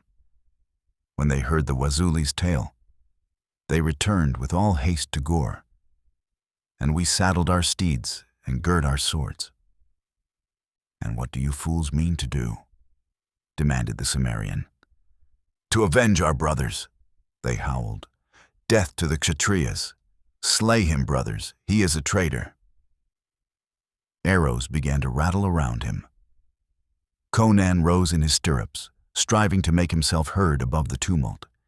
And then, with a roar of mingled rage, defiance, and disgust, he wheeled and galloped back up the trail. Behind him and below him, the Afghulis came pelting, mouthing their rage, too furious even to remember that the only way they could reach the height whereon he rode was to traverse the riverbed in the other direction, make the broad bend, and follow the twisting trail up over the ridge. When they did remember this and turned back, their repudiated chief had almost reached the point where the ridge joined the escarpment. At the cliff, he did not take the trail by which he had descended, but turned off on another, a mere trace along a rock fault, where the stallion scrambled for footing. He had not ridden far when the stallion snorted and shied back from something lying in the trail. Conan stared down on the travesty of a man, a broken, shredded, bloody heap that gibbered and gnashed splintered teeth. Impelled by some obscure reason, Conan dismounted and stood looking down at the ghastly shape, knowing that he was witness of a thing miraculous and opposed to nature. The Raksha lifted his gory head, and his strange eyes, glazed with agony and approaching death, rested on Conan with recognition. "Where are they?" It was a racking croak, not even remotely resembling a human voice. "Gone back to their damnable castle on Yimsha," grunted Conan. "They took the Devi with them." "I will go," muttered the man. "I will follow them. They killed Gitara. I will kill them. The acolytes, the four of the Black Circle, the master himself. Kill them all."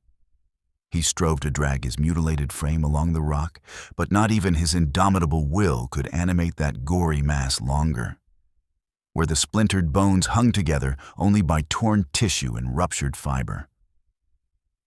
"Follow them!" raved Khemsa, drooling a bloody slaver. "Follow." "I'm going to," growled Conan. "I went to fetch my Afghulis, but they've turned on me. I'm going on to Yimsha alone. I'll have the Devi back if I have to tear down that damned mountain with my bare hands. I didn't think the governor would dare kill my headmen when I had the Devi, but it seems he did. I'll have his head for that. She's no use to me now as a hostage, but—" "The curse of Yizel on them," gasped Khemsa. "Go, I am dying. Wait. Take my girdle." He tried to fumble with a mangled hand at his tatters, and Conan, understanding what he sought to convey, bent and drew from about his gory waist a girdle of curious aspect. "Follow the golden vein through the abyss," muttered Khemsa. "Wear the girdle. I had it from a Stygian priest. It will aid you, though it failed me at last.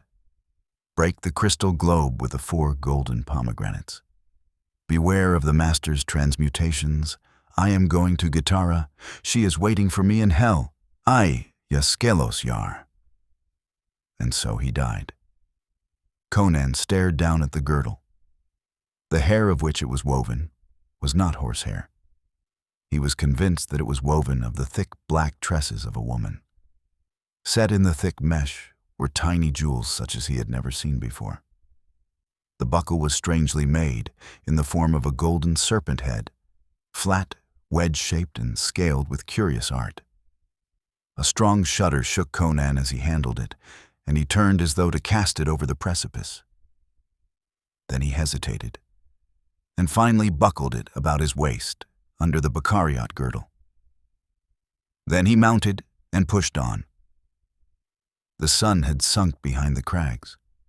He climbed the trail in the vast shadow of the cliffs that was thrown out like a dark blue mantle over valleys and ridges far below. He was not far from the crest when, edging around the shoulder of a jutting crag, he heard the clink of shod hooves ahead of him. He did not turn back. Indeed, so narrow was the path that the stallion could not have wheeled his great body upon it. He rounded the jut of the rock and came upon a portion of the path that broadened somewhat. A chorus of threatening yells broke on his ear, but his stallion pinned a terrified horse hard against the rock, and Conan caught the arm of the rider in an iron grip, checking the lifted sword in midair. "Khemsa," muttered Conan, red glints smoldering luridly in his eyes. The Turanian did not struggle. They sat their horses almost breast to breast, Conan's fingers locking the other's sword arm. Behind Khemsa filed a group of lean Irakzai on gaunt horses. They glared like wolves, fingering bows and knives, but rendered uncertain because of the narrowness of the path and the perilous proximity of the abyss that yawned beneath them. "Where is the Devi?" demanded Khemsa.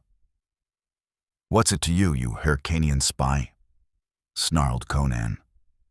"I know you have her," answered Khemsa. "I was on my way northward with some tribesmen when we were ambushed by enemies in Shaliza Pass. Many of my men were slain, and the rest of us harried through the hills like jackals.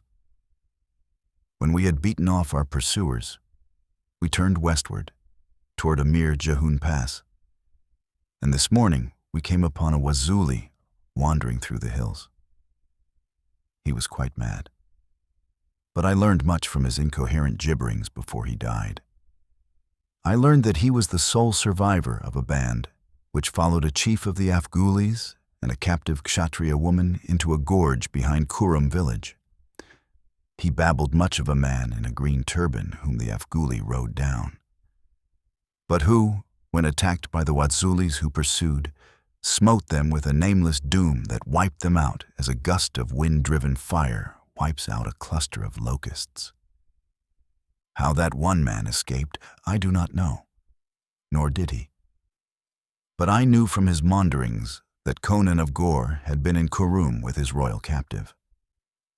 And as we made our way through the hills, we overtook a naked Galzai girl bearing a gourd of water, who told us a tale of having been stripped and ravished by a giant foreigner in the garb of an Afghuli chief, who, she said, gave her garments to a Vendian woman who accompanied him. She said you rode westward.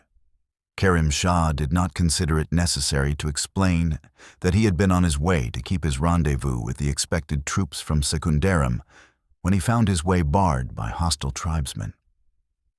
The road to Gurashah Valley through Shaliza Pass was longer than the road that wound through Amir Jahun Pass, but the latter traversed part of the Afghuli country, which Khemsa had been anxious to avoid until he came with an army. Barred from the Shaliza road, however, he had turned to the forbidden route until news that Conan had not yet reached Afghulistan with his captive had caused him to turn southward and push on recklessly in the hope of overtaking the Cimmerian in the hills. "So, you had better tell me where the Devi is," suggested Khemsa. "We outnumber you. Let one of your dogs knock a shaft and I'll throw you over the cliff," Conan promised. "It wouldn't do you any good to kill me anyhow. 500 Afghulis are on my trail, and if they find you've cheated them, they'll flay you alive. Anyway, I haven't got the Devi. She's in the hands of the black Seers of Yimsha." "Tarim," swore Khemsa softly, shaken out of his poise for the first time. "Khemsa." "Khemsa's dead," grunted Conan. "His masters sent him to hell on a landslide. And now get out of my way. I'd be glad to kill you if I had the time, but I'm on my way to Yimsha." "I'll go with you," said the Turanian abruptly. Conan laughed at him. "Do you think I'd trust you, you Hyrcanian dog?" "I don't ask you to," returned Khemsa. "We both want the Divi. You know my reason. King Yezdegerd desires to add her kingdom to his empire and herself in his seraglio. And I knew you in the days when you were a hetman of the Kozak steppes, so I know your ambition is wholesale plunder. You want to loot Vendia and to twist out a huge ransom for Yasmina. Well, let us for the time being, without any illusion about each other, unite our forces and try to rescue the Devi from the Seers. If we succeed and live, we can fight it out to see who keeps her." Conan narrowly scrutinized the other for a moment, and then nodded, releasing the Turanian's arm. "Agreed. What about your men?" Khemsa turned to the silent Irakzai and spoke briefly. "This chief and I are going to Yimsha to fight the wizards. Will you go with us, or stay here to be flayed by the Afghulis who are following this man?" They looked at him with eyes grimly fatalistic. They were doomed, and they knew it. Had known it ever since the singing arrows of the ambushed Dagozai had driven them back from the pass of Shaliza. The men of the lower Zaibar had too many reeking blood feuds among the crag dwellers. They were too small a band to fight their way back through the hills to the villages of the border, without the guidance of the crafty Turanian. They counted themselves as dead already, so they made the reply that only dead men would make. "We will go with thee, and die on Yimsha." "Then in Crom's name let us be gone," grunted Conan, fidgeting with impatience as he started into the blue gulfs of the deepening twilight. "My wolves were hours behind me, but we've lost a devilish lot of time." Khemsa backed his steed from between the black stallion and the cliff, sheathed his sword, and cautiously turned the horse. Presently, the band was filing up the path as swiftly as they dared. They came out upon the crest nearly a mile east of the spot where Khemsa had halted the Cimmerian and the Divi. The path they had traversed was a perilous one, even for hillmen, and for that reason Conan had avoided it that day when carrying Yasmina, though Khemsa, following him, had taken it supposing the Cimmerian had done likewise. Even Conan sighed with relief when the horses scrambled up over the last rim. They moved like phantom riders through an enchanted realm of shadows. The soft creak of leather, the clink of steel marked their passing. Then again, the dark mountain slopes lay naked and silent in the starlight. This concludes Part 7 of The People of the Black Circle. Part 8. Yasmina Knows Stark Terror. Yasmina had time but for one scream when she felt herself enveloped in that crimson whirl and torn from her protector with appalling force. She screamed once, and then she had no breath to scream. She was blinded, deafened, rendered mute, and eventually senseless by the terrific rushing of the air about her. There was a dazed consciousness of dizzy height and numbing speed, a confused impression of natural sensations gone mad. And then vertigo and oblivion. A vestige of these sensations clung to her as she recovered consciousness. So she cried out and clutched wildly, as though to stay a headlong and involuntary flight. Her fingers closed on soft fabric, and a relieving sense of stability pervaded her. She took cognizance of her surroundings. She was lying on a dais covered with black velvet. This dais stood in a great dim room whose walls were hung with dusky tapestries across which crawled dragons reproduced with repellent realism. Floating shadows merely hinted at the lofty ceiling, and gloom that lent itself to illusion lurked in the corners. There seemed to be neither windows nor doors in the walls, or else they were concealed by the nighted tapestries. Where the dim light came from, Yasmina could not determine. The great room was a realm of mysteries or shadows, and shadowy shapes in which she could not have sworn to observe movement, yet which invaded her mind with a dim and formless terror, but her gaze fixed itself on a tangible object. On another, smaller dais of jet, a few feet away, a man sat cross-legged, gazing contemplatively at her. His long black velvet robe, embroidered with gold thread, fell loosely about him, masking his figure. His hands were folded in his sleeves. There was a velvet cap upon his head. His face was calm, placid, not unhandsome, his eyes lament and slightly oblique. He did not move a muscle as he sat regarding her, nor did his expression alter when he saw she was conscious. Yasmina felt fear crawl like a trickle of ice water down her supple spine.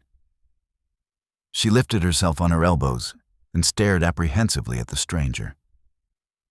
"Who are you?" she demanded. Her voice sounded brittle and inadequate. "I am the master of Yimsha." The tone was rich and resonant, like the mellow tones of a temple bell. "Why did you bring me here?" she demanded. "Were you not seeking me?" "If you are one of the black seers, yes," she answered recklessly, believing that he could read her thoughts anyway. He laughed softly, and chills crawled up and down her spine again. "You would turn the wild children of the hills against the seers of Yimsha." He smiled. "I have read it in your mind, princess. Your weak human mind, filled with petty dreams of hate and revenge." "You slew my brother." A rising tide of anger was vying with her fear. Her hands were clenched, her lithe body rigid. "Why did you persecute him? He never harmed you. The priests say the seers are above meddling in human affairs. Why did you destroy the king of Vendia?" "How can an ordinary human understand the motives of a seer?" returned the master calmly. "My acolytes in the temples of Turan, who are the priests behind the priests of Tarim, urged me to bestir myself in behalf of Yezdigerd. For reasons of my own, I complied. How can I explain my mystic reasons to your puny intellect? You could not understand." "I understand this, that my brother died." Tears of grief and rage shook in her voice. She rose upon her knees and stared at him with wide, blazing eyes, as supple and dangerous in that moment as a she-panther. "As Yezdigerd desired," agreed the master calmly. "For a while it was my whim to further his ambitions." "Is Yezdigerd your vassal?" Yasmina tried to keep the timbre of her voice unaltered. She had felt her knee pressing something hard and symmetrical under a fold of velvet. Subtly she shifted her position, moving her hand under the fold. "Is the dog that licks up the offal in the temple yard the vassal of the god?" returned the master. He did not seem to notice the actions she sought to dissemble. Concealed by the velvet, her fingers closed on what she knew was the golden hilt of a dagger. She bent her head to hide the light of triumph in her eyes. "I am weary of Yezdigerd," said the master. "I have turned to other amusements. Ha!" With a fierce cry, Yasmina sprang like a jungle cat, stabbing murderously. Then she stumbled and slid to the floor, where she cowered, staring up at the man on the dais. He had not moved. His cryptic smile was unchanged. Tremblingly, she lifted her hand and stared at it with dilated eyes. There was no dagger in her fingers. They grasped a stalk of golden lotus, the crushed blossoms drooping on the bruised stem. She dropped it as if it had been a viper, and scrambled away from the proximity of her tormentor. She returned to her own dais, because that was at least more dignified for a queen than groveling on the floor at the feet of a sorcerer, and eyed him apprehensively, expecting reprisals. But the master made no move. "All substance is one to him who holds the key of the cosmos," he said cryptically. "To an adept nothing is immutable. At will, steel blossoms bloom in unnamed gardens, or flower swords flash in the moonlight." "You are a devil," she sobbed. "Not I." He laughed. I was born on this planet long ago. Once I was a common man, nor have I lost all human attributes in the numberless eons of my adeptship. A human steeped in the dark arts is greater than a devil.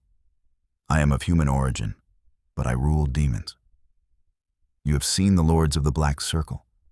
It would blast your soul to hear from what far realm I summoned them, and from what doom I guard them with ensorcelled crystal and golden serpents. But only I can rule them. My foolish Khemsa thought to make himself great, poor fool, bursting material doors and hurtling himself and his mistress through the air from hill to hill. Yet, if he had not been destroyed, his power might have grown to rival mine. He laughed again. And you, poor, silly thing, plotting to send a hairy hill chief to storm Yimsha. It was such a jest that I myself could have designed, had it occurred to me, that you should fall in his hands. And I read in your childish mind an intention to seduce by your feminine wiles, to attempt your purpose, anyway. But for all your stupidity, you are a woman fair to look upon. It is my whim to keep you for my slave. The daughter of 1,000 proud emperors gasped with shame and fury at the word. You dare not. His mocking laughter cut her like a whip across her naked shoulders. The king dares not trample a worm in the road? Little fool, do you not realize that your royal pride is no more than a straw blown on the wind? I, who have known the kisses of the queens of hell, you have seen how I deal with a rebel. Cowed and awed, the girl crouched on the velvet-covered dais. The light grew dimmer and more phantom-like. The features of the master became shadowy. His voice took on a newer tone of command. I will never yield to you. Her voice trembled with fear, but it carried a ring of resolution. You will yield, he answered with horrible conviction. Fear and pain shall teach you. I will lash you with horror and agony to the last quivering ounce of your endurance, until you become as melted wax to be bent and molded in my hands as I desire. You shall know such discipline as no mortal woman ever knew, until my slightest command is to you as the unalterable will of the gods. And first, to humble your pride, you shall travel back through the lost ages and view all the shapes that have been you. Ay la cosa. At these words, the shadowy room swam before Yasmina's affrighted gaze. The roots of her hair prickled her scalp, and her tongue clove to her palate. Somewhere, a gong sounded a deep, ominous note. The dragons on the tapestries glowed like blue fire, and then faded out. The master on his dais was but a shapeless shadow. The dim light gave way to soft, thick darkness, almost tangible, that pulsed with strange radiations. She could no longer see the master. She could see nothing. She had a strange sensation that the walls and ceiling had withdrawn immensely from her. Then somewhere in the darkness, a glow began, like a firefly that rhythmically dimmed and quickened. It grew to a golden ball, and as it expanded, its light grew more intense, flaming whitely. It burst suddenly, showering the darkness with white sparks that did not illumine the shadows. But like an impression left in the gloom, a faint luminance remained, and revealed a slender, dusky shaft shooting up from the shadowy floor. Under the girl's dilated gaze, it spread, took shape. Stems and broad leaves appeared, and great black poisonous blossoms that towered above her as she cringed against the velvet. A subtle perfume pervaded the atmosphere. It was the dread figure of the black lotus that had grown up as she watched, as it grows in the haunted, forbidden jungles of Kitai. The broad leaves were murmurous with evil life. The blossoms bent toward her like sentient things, nodding serpent-like on pliant stems. Etched against soft, impenetrable darkness, it loomed over her, gigantic, blackly visible in some mad way. Her brain reeled with the drugging scent, and she sought to crawl from the dais.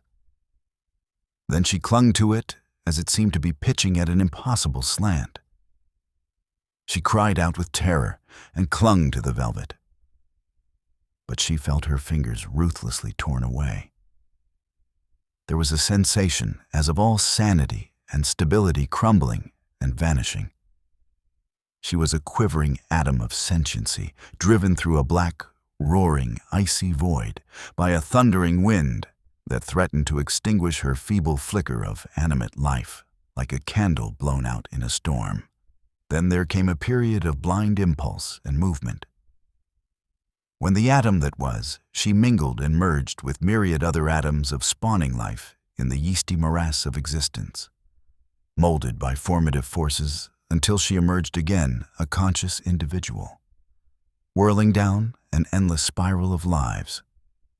In a mist of terror, she relived all her former existences, recognized and was again in all the bodies that had carried her ego throughout the changing ages.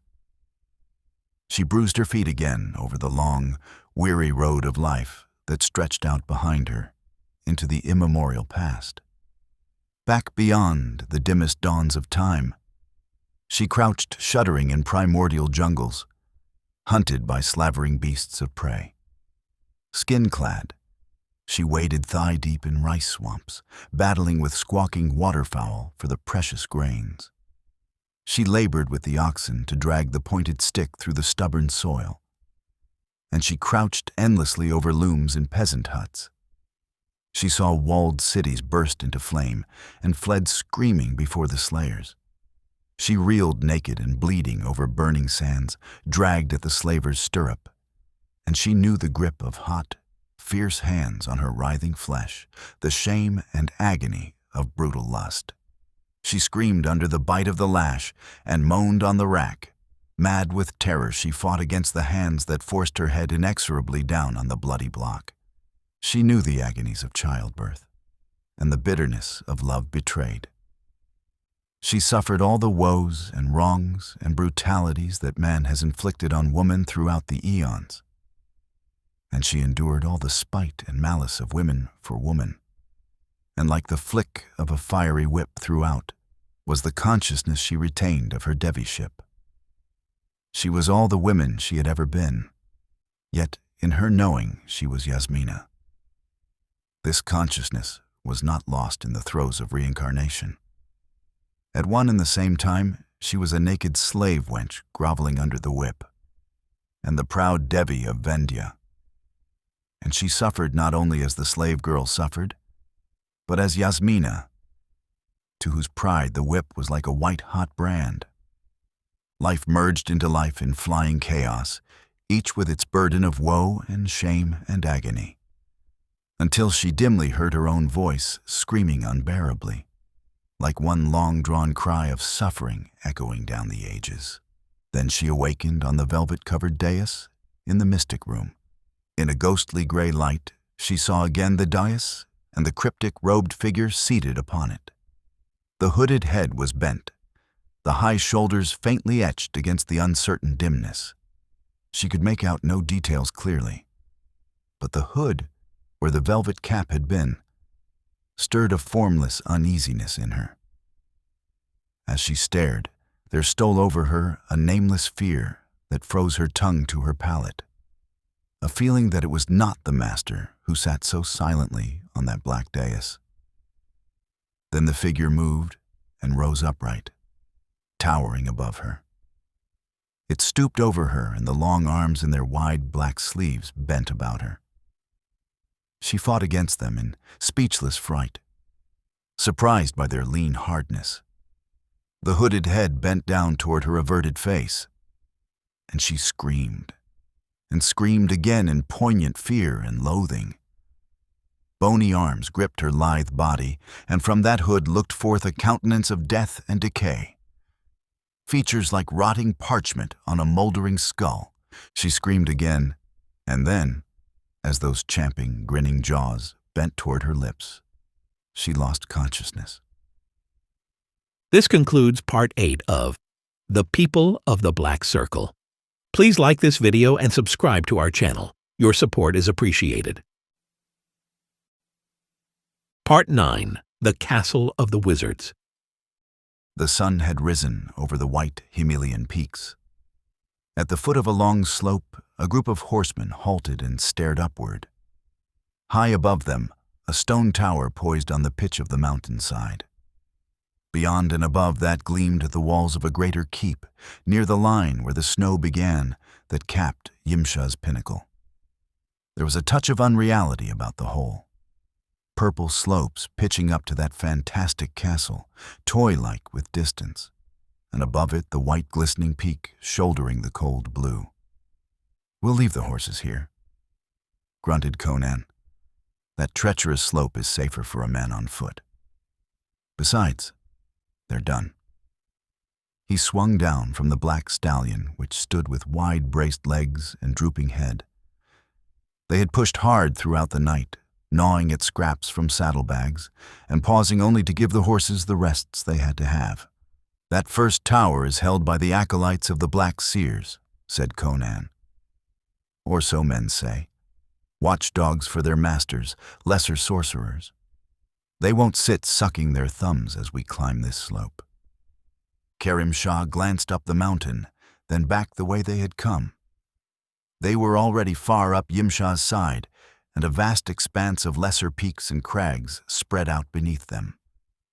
Among these labyrinths, the Turanian sought in vain for a movement of color that would betray men. Evidently, the pursuing Afgholis had lost their chief's trail in the night. "Let us go, then." They tied the weary horses in a clump of tamarisk, and without further comment, turned up the slope. There was no cover. It was a naked incline, strewn with boulders not big enough to conceal a man. But they did conceal something else. The party had not gone 50 steps when a snarling shape burst from behind a rock. It was one of the gaunt, savage dogs that infested the hill villages, and its eyes glared redly, its jaws dripped foam. Conan was leading, but it did not attack him. It dashed past him and leaped at Khemsa. The Turanian leapt aside, and the great dog flung itself upon the Irakzai behind him. The man yelled and threw up his arm, which was torn by the brute's fangs as it bore him backward. And the next instant, half a dozen tulwars were hacking at the beast. Yet not until it was literally dismembered did the hideous creature cease its efforts to seize and rend its attackers. Khemsa bound up the wounded warrior's gashed arm, looked at him narrowly, and then turned away without a word. He rejoined Conan, and they renewed the climb in silence. Presently, Khemsa said, "Strange to find a village dog in this place." "There's no offal here," grunted Conan. Both turned their heads to glance back at the wounded warrior toiling after them among his companions.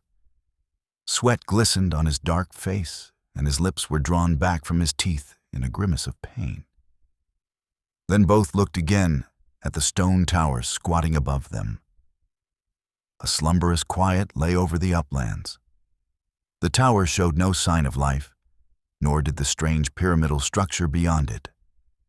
But the men who toiled upward went with the tenseness of men walking on the edge of a crater. Khemsa had unslung the powerful Turanian bow that killed at 500 paces, and the Irakzai looked to their own lighter and less lethal bows. But they were not within bow shot of the tower when something shot down out of the sky without warning. It passed so close to Conan that he felt the wind of rushing wings. But it was an Irakzai who staggered and fell, blood jetting from a severed jugular. A hawk with wings like burnished steel shot up again, blood dripping from the scimitar beak, to reel against the sky as Khemsa's bowstring twanged. It dropped like a plummet, but no man saw where it struck the earth. Conan bent over the victim of the attack, but the man was already dead. No one spoke. Useless to comment on the fact that never before had a hawk been known to swoop on a man. Red rage began to vie with fatalistic lethargy in the wild souls of the Araxai. Hairy fingers knocked arrows, and men glared vengefully at the tower, whose very silence mocked them. But the next attack came swiftly. They all saw it. A white puffball of smoke that tumbled over the tower rim and came drifting and rolling down the slope toward them. Others followed it. They seemed harmless, mere woolly globes of cloudy foam. But Conan stepped aside to avoid contact with the first. Behind him, one of the Araxai reached out and thrust his sword into the unstable mass. Instantly, a sharp report shook the mountainside. There was a burst of blinding flame, and then the puffball had vanished, and the too curious warrior remained only a heap of charred and blackened bones. The crisped hand still gripped the ivory sword hilt, but the blade was gone, melted and destroyed by that awful heat. Yet men standing almost within reach of the victim had not suffered except to be dazzled and half blinded by the sudden flare. "Steel touches it off," grunted Conan. "Look out, here they come." The slope above them was almost covered by the billowing spheres. Khemsa bent his bow and sent a shaft into the mass, and those touched by the arrow burst like bubbles in spurting flame. His men followed his example, and for the next few minutes it was as if a thunderstorm raged on the mountain slope, with bolts of lightning striking and bursting in showers of flame. When the barrage ceased, only a few arrows were left in the quivers of the archers. They pushed on grimly, over soil charred and blackened, where the naked rock had in places been turned to lava by the explosion of those diabolical bombs. Now they were almost within arrow flight of the silent tower, and they spread their line, nerves taut, ready for any horror that might descend upon them. On the tower appeared a single figure, lifting a 10-foot bronze horn. Its strident bellow roared out across the echoing slopes, like the blare of trumpets on Judgment Day. And it began to be fearfully answered. The ground trembled under the feet of the invaders, and rumblings and grindings welled up from the subterranean depths. The Araxai screamed, reeling like drunken men on the shuddering slope, and Conan, eyes glaring, charged recklessly up the incline, knife in hand, straight at the door that showed in the tower wall. Above him the great horn roared and bellowed in brutish mockery. And then Khemsa drew a shaft to his ear and loosed. Only a Turanian could have made that shot. The bellowing of the horn ceased suddenly, and a high, thin scream shrilled in its place. The green-robed figure on the tower staggered, clutching at the long shaft which quivered in its bosom, and then pitched across the parapet. The great horn tumbled upon the battlement and hung precariously, and another robed figure rushed to seize it, shrieking in horror. Again the Turanian bow twanged, and again it was answered by a death howl. The second acolyte, in falling, struck the horn with his elbow and knocked it clattering over the parapet to shatter on the rocks far below. At such headlong speed had Conan covered the ground that before the clattering echoes of that fall had died away, he was hacking at the door. Warned by his savage instinct, he gave back suddenly as a tide of molten lead splashed down from above. But the next instant he was back again, attacking the panels with redoubled fury. He was galvanized by the fact that his enemies had resorted to earthly weapons. The sorcery of the acolytes was limited. Their necromantic resources might well be exhausted. Khemsa was hurrying up the slope, his hillmen behind him in a straggling crescent. They loosed as they ran, their arrows splintering against the walls or arching over the parapet. The heavy teak portal gave way beneath the Cimmerian's assault, and he peered inside warily, expecting anything. He was looking into a circular chamber from which a stair wound upward. On the opposite side of the chamber, a door gaped open, revealing the outer slope and the backs of half a dozen green-robed figures in full retreat. Conan yelled, took a step into the tower, and then native caution jerked him back, just as a great block of stone fell crashing to the floor where his foot had been an instant before. Shouting to his followers, he raced around the tower. The acolytes had evacuated their first line of defense. As Conan rounded the tower, he saw their green robes twinkling up the mountain ahead of him. He gave chase, panting with earnest bloodlust, and behind him, Khemsa and the Irakzai came pelting, the latter yelling like wolves at the flight of their enemies, their fatalism momentarily submerged by temporary triumph. The tower stood on the lower edge of a narrow plateau whose upward slant was barely perceptible. A few hundred yards away, this plateau ended abruptly in a chasm which had been invisible farther down the mountain. Into this chasm, the acolytes apparently leaped without checking their speed. Their pursuers saw the green robes flutter and disappear over the edge. A few moments later, they themselves were standing on the brink of the mighty moat that cut them off from the castle of the Black Seers. It was a sheer-walled ravine that extended in either direction as far as they could see, apparently girdling the mountain, some 400 yards in width and 500 feet deep. And in it, from rim to rim, a strange, translucent mist sparkled and shimmered. Looking down, Conan grunted. Far below him, moving across the glimmering floor, which shone like burnished silver, he saw the forms of the green-robed acolytes. Their outline was wavering and indistinct, like figures seen under deep water. They walked in single file, moving toward the opposite wall. Khemsa knocked an arrow and sent it singing downward. But when it struck the mist that filled the chasm, it seemed to lose momentum and direction, wandering widely from its course.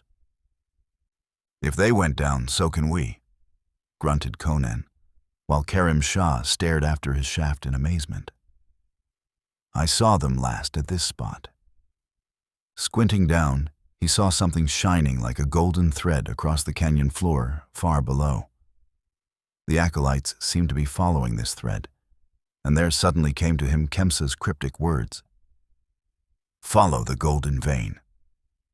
On the brink, under his very hand as he crouched, he found it, a thin vein of sparkling gold running from an outcropping of ore to the edge and down across the silvery floor.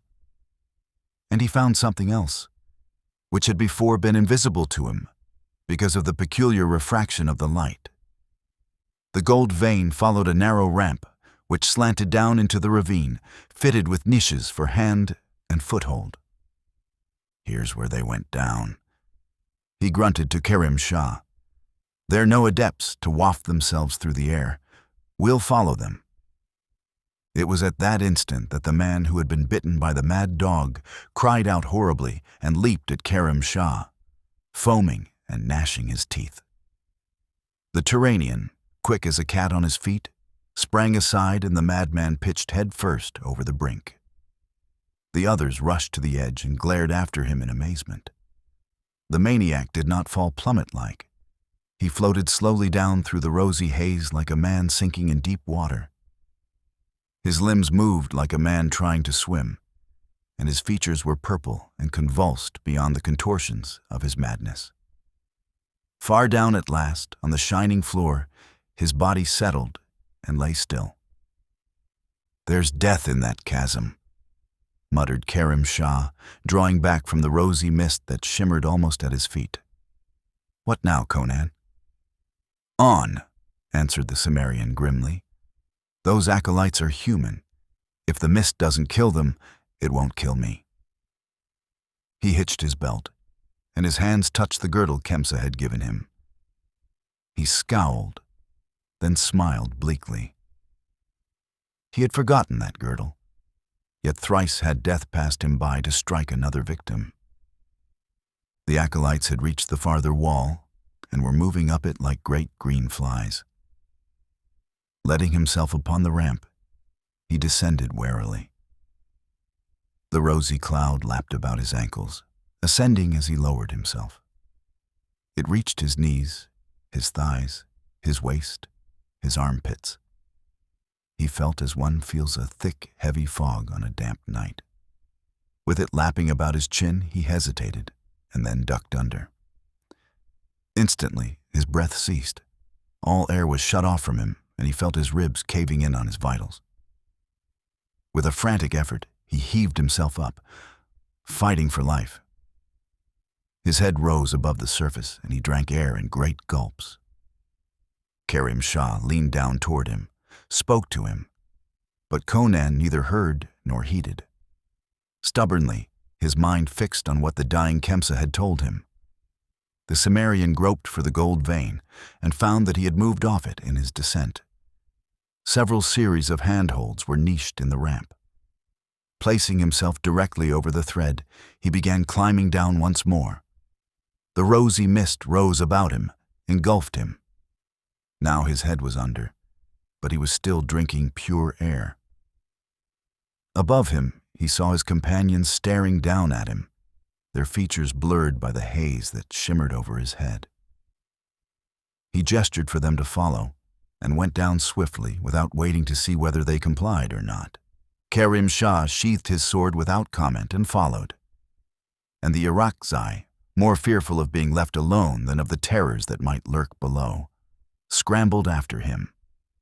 Each man clung to the golden thread as they saw the Cimmerian do.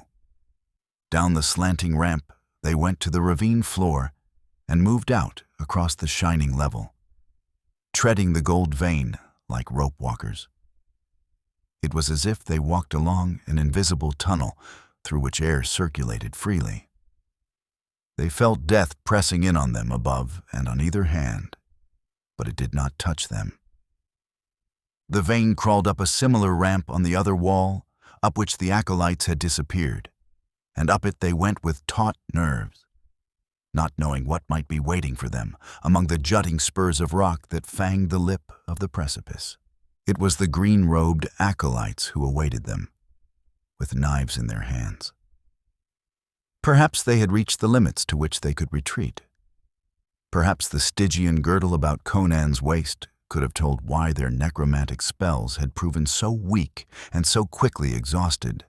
Perhaps it was knowledge of death decreed for failure that sent them leaping from among the rocks, eyes glaring and knives glittering, resorting in their desperation to material weapons. There among the rocky fangs on the precipice lip was no war of wizardcraft. It was a whirl of blades, where real steel bit and real blood spurted, where sinewy arms dealt forthright blows that severed quivering flesh, and men went down to be trodden underfoot as the fight raged over them. One of the Irakzai bled to death among the rocks, but the acolytes were down, slashed and hacked asunder or hurled over the edge to float sluggishly down to the silver floor that shone so far below. Then the conquerors shook blood and sweat from their eyes and looked at one another. Conan and Khemsa still stood upright, and 4 of the Irakzai. They stood among the rocky teeth that serrated the precipice brink, and from that spot a path wound up a gentle slope to a broad stair, consisting of half a dozen steps, 100 feet across, cut out of a green jade-like substance. They led up to a broad stage or roofless gallery of the same polished stone, and above it rose, tier upon tier, the castle of the Black Seers. It seemed to have been carved out of the sheer stone of the mountain. The architecture was faultless, but unadorned. The many casements were barred and masked with curtains within. There was no sign of life, friendly or hostile. They went up the path in silence and warily, as men treading the lair of a serpent. The Irakzai were dumb, like men marching to a certain doom. Even Khemsa was silent. Only Conan seemed unaware what a monstrous dislocating and uprooting of accepted thought and action their invasion constituted. What an unprecedented violation of tradition. He was not of the East, and he came of a breed who fought devils and wizards as promptly and matter-of-factly as they battled human foes. He strode up the shining stairs and across the wide green gallery, straight toward the great golden-bound teak door that opened upon it. He cast but a single glance upward at the higher tiers of the great pyramidal structure towering above him. He reached a hand for the bronze prong that jutted like a handle from the door, then checked himself, grinning hardly. The handle was made in the shape of a serpent, head lifted on arched neck.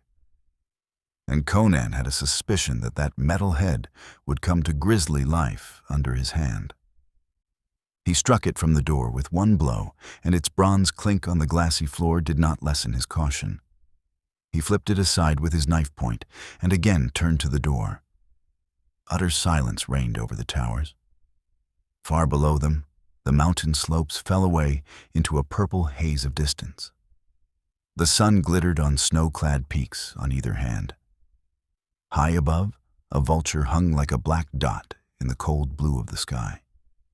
But for it, the men before the gold-bound door were the only evidence of life. Tiny figures on a green jade gallery poised on the dizzy height, with that fantastic pile of stone towering above them. A sharp wind off the snow slashed them, whipping their tatters about. Conan's long knife splintering through the teak panels roused the startled echoes. Again and again he struck, hewing through polished wood and metal bands alike. Through the sundered ruins, he glared into the interior, alert and suspicious as a wolf. He saw a broad chamber, the polished stone walls untapestried, the mosaic floor uncarpeted. Square, polished ebon stools and a stone dais formed the only furnishings. The room was empty of human life. Another door showed in the opposite wall. "Leave a man on guard outside," grunted Conan. "I'm going in." Karim Shah designated a warrior for that duty, and the man fell back toward the middle of the gallery, bow in hand. Conan strode into the castle, followed by the Turanian and the 3 remaining Irakzai.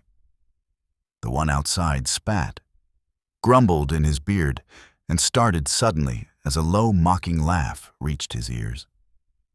He lifted his head and saw, on the tier above him, a tall, black-robed figure, naked head nodding slightly as he stared down. His whole attitude suggested mockery and malignity. Quick as a flash, the Irakzai bent his bow and loosed, and the arrow streaked upward to strike full in the black-robed breast. The mocking smile did not alter.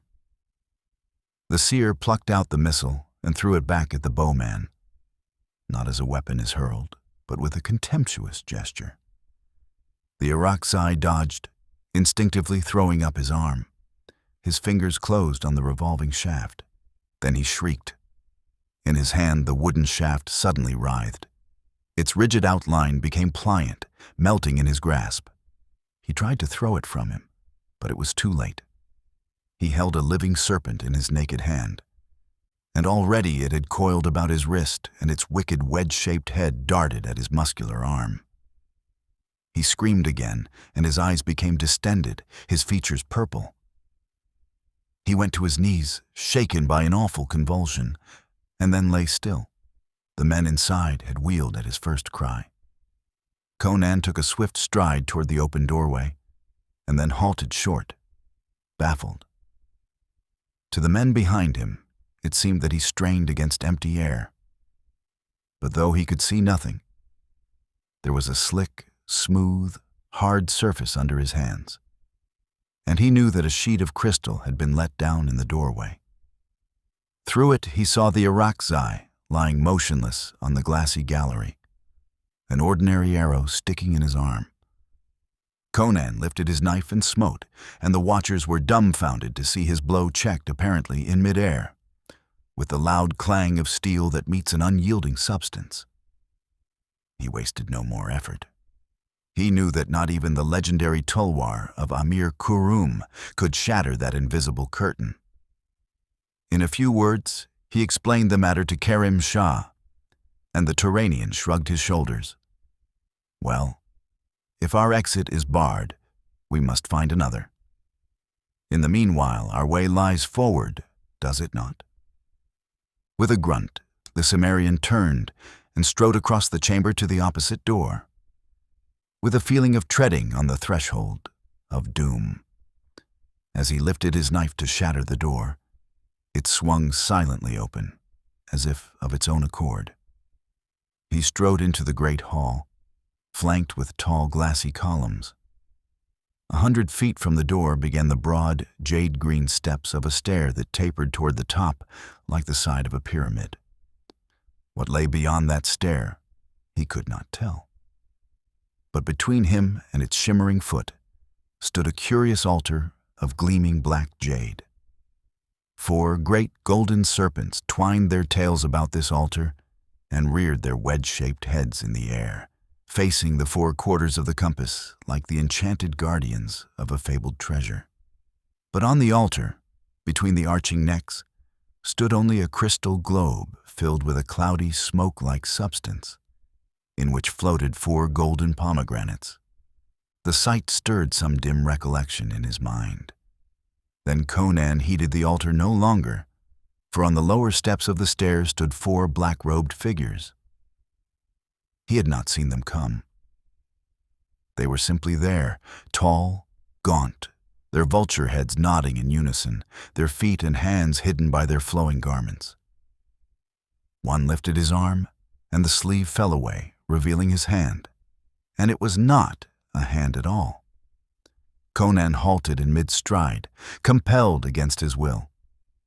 He had encountered a force differing subtly from Khemsa's mesmerism, and he could not advance, though he felt it in his power to retreat if he wished. His companions had likewise halted, and they seemed even more helpless than he, unable to move in either direction. The seer, whose arm was lifted, beckoned to one of the Irakzai, and the man moved toward him like one in a trance, eyes staring and fixed, blade hanging in limp fingers. As he pushed past Conan, the Cimmerian threw an arm across his breast to arrest him. Conan was so much stronger than the Irakzai that in ordinary circumstances he could have broken his spine between his hands. But now, the muscular arm was brushed aside like straw, and the Irakzai moved toward the stair, treading jerkily and mechanically. He reached the steps and knelt stiffly, proffering his blade and bending his head. The seer took the sword. It flashed as he swung it up and down. The Irakzai's head tumbled from his shoulders and thudded heavily on the black marble floor.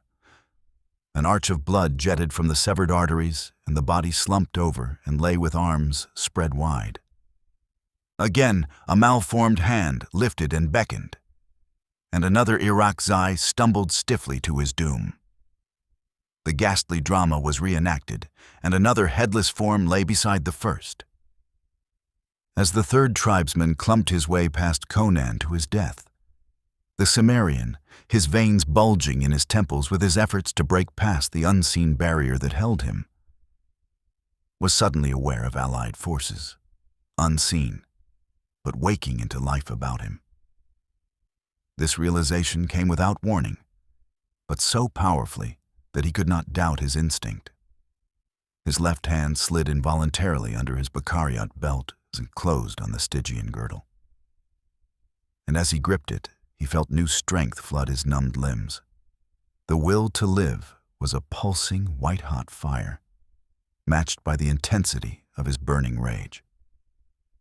The third Irakzai was a decapitated corpse, and the hideous finger was lifting again when Conan felt the bursting of the invisible barrier. A fierce, involuntary cry burst from his lips as he leaped with the explosive suddenness of pent-up ferocity. His left hand gripped the sorcerer's girdle as a drowning man grips a floating log, and the long knife was a sheen of light in his right. The men on the steps did not move. They watched calmly, cynically. If they felt surprise, they did not show it. Conan did not allow himself to think what might chance when he came within knife reach of them. His blood was pounding in his temples. A mist of crimson swam before his sight. He was afire with the urge to kill, to drive his knife deep into flesh and bone and twist the blade in blood and entrails. Another dozen strides would carry him to the steps where the sneering demons stood. He drew his breath deep, his fury rising redly as his charge gathered momentum. He was hurtling past the altar with its golden serpents when, like a levin flash, there shot across his mind again, as vividly as if spoken in his external ear, the cryptic words of Khemsa, "Break the crystal ball." His reaction was almost without his own volition. Execution followed impulse so spontaneously that the greatest sorcerer of the age would not have had time to read his mind and prevent his action. Wheeling like a cat from his headlong charge, he brought his knife crashing down upon the crystal. Instantly, the air vibrated with a peal of terror. Whether from the stairs, the altar, or the crystal itself, he could not tell. Hisses filled his ears as the golden serpents, suddenly vibrant with hideous life, writhed and smote at him. But he was fired to the speed of a maddened tiger. A whirl of steel sheared through the hideous trunks that waved toward him, and he smote the crystal sphere again and yet again. And the globe burst with a noise like a thunderclap, raining fiery shards on the black marble, and the gold pomegranates, as if released from captivity, shot upward toward the lofty roof and were gone. A mad screaming, bestial and ghastly, was echoing through the great hall. On the steps writhed 4 black-robed figures, twisting in convulsions, froth dripping from their livid mouths. Then, with one frenzied crescendo of inhuman ululation, they stiffened and lay still. And Conan knew that they were dead. He stared down at the altar and the crystal shards. 4 headless golden serpents still coiled about the altar, but no alien life now animated the dully gleaming metal. Yimsha was rising slowly from his knees, whither he had been dashed by some unseen force. He shook his head to clear the ringing from his ears. "Did you hear that crash when you struck?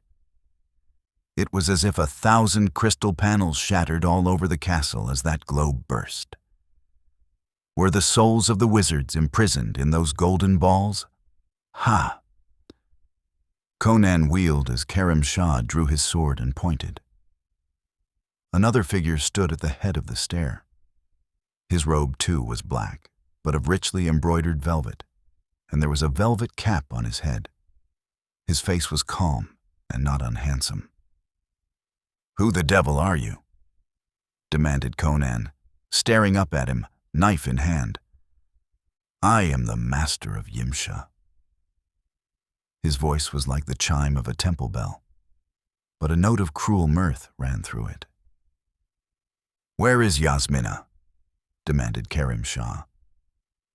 The master laughed down at him. "What is that to you, dead man? Have you so quickly forgotten my strength once lent to you, that you come armed against me, you poor fool? I think I will take your heart, Yimsha."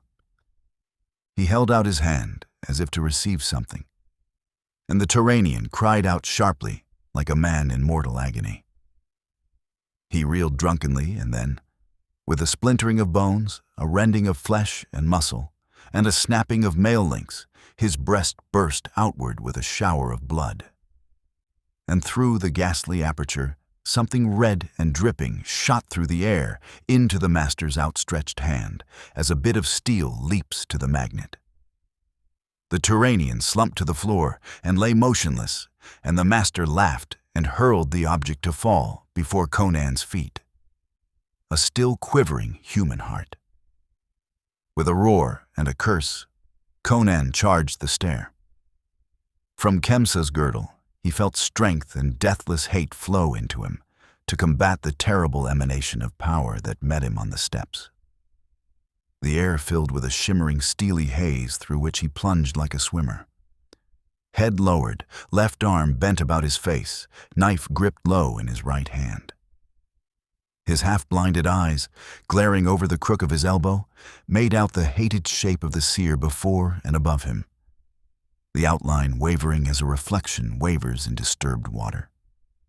He was racked and torn by forces beyond his comprehension, but he felt a driving power outside and beyond his own, lifting him inexorably upward and onward, despite the wizard's strength and his own agony. Now he had reached the head of the stairs, and the master's face floated in the steely haze before him, and a strange fear shadowed the inscrutable eyes. Conan waded through the mist as through a surf, and his knife lunged upward like a live thing. The keen point ripped the master's robe as he sprang back with a low cry. Then before Conan's gaze, the wizard vanished, simply disappeared like a burst bubble, and something long and undulating darted up one of the smaller stairs that led up to left and right from the landing. Conan charged after it, up the left-hand stair, uncertain as to just what he had seen whip up those steps, but in a berserk mood that drowned the nausea and horror whispering at the back of his consciousness. He plunged out into a broad corridor, whose uncarpeted floor and untapestried walls were of polished jade, and something long and swift whisked down the corridor ahead of him and into a curtained door. From within the chamber rose a scream of urgent terror. The sound lent wings to Conan's flying feet, and he hurtled through the curtains and headlong into the chamber within. A frightful scene met his glare. Yasmina cowered on the farther edge of a velvet-covered dais, screaming her loathing and horror, an arm lifted as if to ward off attack, while before her swayed the hideous head of a giant serpent, shining neck arching up from dark gleaming coils. With a choked cry, Conan threw his knife. Instantly the monster whirled and was upon him like the rush of wind through tall grass. The long knife quivered in its neck, point and a foot of blade showing on one side, and the hilt and a hand's breadth of steel on the other. But it only seemed to madden the giant reptile. The great head towered above the man who faced it, and then darted down, the venom-dripping jaws gaping wide. But Conan had plucked a dagger from his girdle, and he stabbed upward as the head dipped down. The point tore through the lower jaw and transfixed the upper, pinning them together. The next instant, the great trunk had looped itself about the Cimmerian as the snake, unable to use its fangs, employed its remaining form of attack. Conan's left arm was pinioned among the bone-crushing folds, but his right was free. Bracing his feet to keep upright, he stretched forth his hand, gripped the hilt of the long knife jutting from the serpent's neck, and tore it free in a shower of blood. As if divining his purpose with more than bestial intelligence, the snake writhed and knotted, seeking to cast its loops about his right arm. But with the speed of light, the long knife rose and fell, shearing halfway through the reptile's giant trunk. Before he could strike again, the great pliant loops fell from him, and the monster dragged itself across the floor, gushing blood from its ghastly wounds. Conan sprang after it, knife lifted, but his vicious swipe cut empty air as the serpent writhed away from him and struck its blunt nose against a paneled screen of sandalwood. One of the panels gave inward, and the long bleeding barrel whipped through it and was gone. Conan instantly attacked the screen. A few blows rent it apart, and he glared into the dim alcove beyond. No horrific shape coiled there. There was blood on the marble floor, and bloody tracks led to a cryptic arched door. Those tracks were of a man's bare feet. Conan! He wheeled back into the chamber just in time to catch the Devi of Vendia in his arms as she rushed across the room and threw herself upon him, catching him about the neck with a frantic clasp, half hysterical with terror and gratitude and relief. His wild blood had been stirred to its uttermost by all that had passed. He caught her to him in a grasp that would have made her wince at another time and crushed her lips with his. She made no resistance. The Devi was drowned in the elemental woman. She closed her eyes and drank in his fierce, hot, lawless kisses with all the abandon of passionate thirst. She was panting with his violence when he ceased for breath. and glared down at her lying limp in his mighty arms. "I knew you'd come for me," she murmured. "You would not leave me in this den of devils." At her words, recollection of their environment came to him suddenly. He lifted his head and listened intently. Silence reigned over the castle of Yimsha, but it was a silence impregnated with menace. Peril crouched in every corner, leered invisibly from every hanging. "We'd better go while we can," he muttered. Those cuts were enough to kill any common beast or man. But a wizard has a dozen lives. Wound one, and he writhes away like a crippled snake to soak up fresh venom from some source of sorcery. He picked up the girl and, carrying her in his arms like a child, he strode out into the gleaming jade corridor and down the stairs, nerves tautly alert for any sign or sound. "I met the master," she whispered, clinging to him and shuddering. "He worked his spells on me to break my will. The most awful thing was a moldering corpse which seized me in its arms. I fainted then and lay as one dead. I do not know how long. Shortly after I regained consciousness, I heard sounds of strife below and cries. And then that snake came slithering through the curtains. Ah!" She shook at the memory of that horror. I knew somehow that it was not an illusion, but a real serpent that sought my life. "It was not a shadow, at least," answered Conan cryptically. "He knew he was beaten and chose to slay you rather than let you be rescued." "What do you mean, he?" she asked uneasily, and then shrank against him, crying out and forgetting her question. She had seen the corpses at the foot of the stairs. Those of the Seers were not good to look at. As they lay twisted and contorted, their hands and feet were exposed to view. And at the sight, Yasmina went livid and hid her face against Conan's powerful shoulder. This concludes Part 9 of The People of the Black Circle. Part 10, Yasmina and Conan. Conan passed through the hall quickly enough, traversed the outer chamber, and approached the door that led upon the gallery. Then he saw the floor sprinkled with tiny, glittering shards. The crystal sheet that had covered the doorway had been shivered to bits, and he remembered the crash that had accompanied the shattering of the crystal globe. He believed that every piece of crystal in the castle had broken at that instant, and some dim instinct or memory of esoteric lore vaguely suggested the truth of the monstrous connection between the lords of the Black Circle and the golden pomegranates. He felt the short hair bristle chilly at the back of his neck and put the matter hastily out of his mind. He breathed a deep sigh of relief as he stepped out upon the green jade gallery. There was still the gorge to cross, but at least he could see the white peaks glistening in the sun, and the long slopes falling away into the distant blue hazes. The Araxi lay where he had fallen, an ugly blotch on the glassy smoothness. As Conan strode down the winding path, he was surprised to note the position of the sun. It had not yet passed its zenith. And yet it seemed to him that hours had passed since he plunged into the castle of the Black Seers.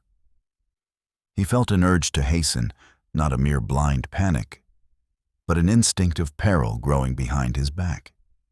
He said nothing to Yasmina, and she seemed content to nestle her dark head against his arching breast and find security in the clasp of his iron arms. He paused an instant on the brink of the chasm, frowning down. The haze which danced in the gorge was no longer rose-hued and sparkling. It was smoky, dim, ghostly, like the life tide that flickered thinly in a wounded man. The thought came vaguely to Conan that the spells of magicians were more closely bound to their personal beings than were the actions of common men to the actors. But far below, the floor shone like tarnished silver, and the gold thread sparkled undimmed. Conan shifted Yasmina across his shoulder, where she lay docilely, and began the descent. Hurriedly, he descended the ramp, and hurriedly, he fled across the echoing floor. He had a conviction that they were racing with time, that their chances of survival depended upon crossing that gorge of horrors before the wounded master of the castle should regain enough power to loose some other doom upon them. When he toiled up the farther ramp and came out upon the crest, he breathed a gusty sigh of relief and stood Yasmina upon her feet. "You walk from here," he told her. "It's downhill all the way." She stole a glance at the gleaming pyramid across the chasm. It reared up against the snowy slope like the citadel of silence and immemorial evil. "Are you a magician, that you have conquered the black Seers of Yimsha, Conan of Gore?" she asked as they went down the path, with his heavy arm about her supple waist. "It was a girdle Khemsa gave me before he died," Conan answered. "Yes, I found him on the trail. It is a curious one, which I'll show you when I have time. Against some spells it was weak, but against others it was strong. And a good knife is always a hardy incantation." "But if the girdle aided you in conquering the master," she argued, "why did it not aid Khemsa?" He shook his head. "Who knows? But Khemsa had been the master's slave. Perhaps that weakened its magic. He had no hold on me as he had on Khemsa. Yet I can't say that I conquered him. He retreated. But I have a feeling that we haven't seen the last of him. I want to put as many miles between us and his lair as we can." He was further relieved to find horses tethered among the tamarisks as he had left them. He loosed them swiftly and mounted the black stallion, swinging the girl up before him. The others followed, freshened by their rest. "And what now?" she asked. "To Afghanistan?" "Not just now." He grinned hardly. "Somebody, maybe the governor, killed my 7 headmen. My idiotic followers think I had something to do with it. And unless I am able to convince them otherwise, they'll hunt me like a wounded jackal." "Then what of me? If the headmen are dead, I am useless to you as a hostage. Will you slay me to avenge them?" He looked down at her, with eyes fiercely aglow, and laughed at the suggestion. "Then let us ride to the border," she said. "You'll be safe from the Afghulis there." "Yes, on a Vendian gibbet. I am Queen of Vendia." She reminded him with a touch of her old imperiousness. "You have saved my life. You shall be rewarded." She did not intend it as it sounded, but he growled in his throat, ill-pleased. "Keep your bounty for your city-bred dogs, princess. If you're a queen of the plains, I'm a chief of the hills, and not 1 foot toward the border will I take you." "But you would be safe," she began bewilderedly. "And you'd be the Devi again," he broke in. "No, girl, I prefer you as you are now, a woman of flesh and blood, riding on my saddlebow." "But you can't keep me," she cried. "You can't—" "Watch and see," he advised grimly. "But I will pay you a vast ransom." "Devil take your ransom," he answered roughly, his arms hardening about her supple figure. "The kingdom of Vendia could give me nothing I desire, half so much as I desire you. I took you at the risk of my neck. If your courtiers want you back, let them come up the Zybar and fight for you." "But you have no followers now," she protested. "You are hunted. How can you preserve your own life, much less mine?" "I still have friends in the hills," he answered. "There is a chief of the Karakzai who will keep you safely while I bicker with the Afghulis. If they will have none of me, by Krom, I will ride northward with you to the steppes of the Kozaki. I was a hetman among the free companions before I rode southward. I'll make you a queen on the Zaporozhka River." "But I cannot," she objected. "You must not hold me." "If the idea is so repulsive," he demanded, Why did you yield your lips to me so willingly?" "Even a queen is human," she answered, coloring. "But because I am a queen, I must consider my kingdom. Do not carry me away into some foreign country. Come back to Vendia with me." "Would you make me your king?" he asked sardonically. "Well, there are customs," she stammered, and he interrupted her with a hard laugh. "Yes, civilized customs that won't let you do as you wish. You'll marry some withered old king of the plains, and I can go my way with only the memory of a few kisses snatched from your lips. Ha! But I must return to my kingdom," she repeated helplessly.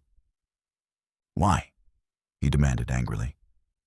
"To chafe your rump on gold thrones and listen to the plaudits of smirking, velvet-skirted fools?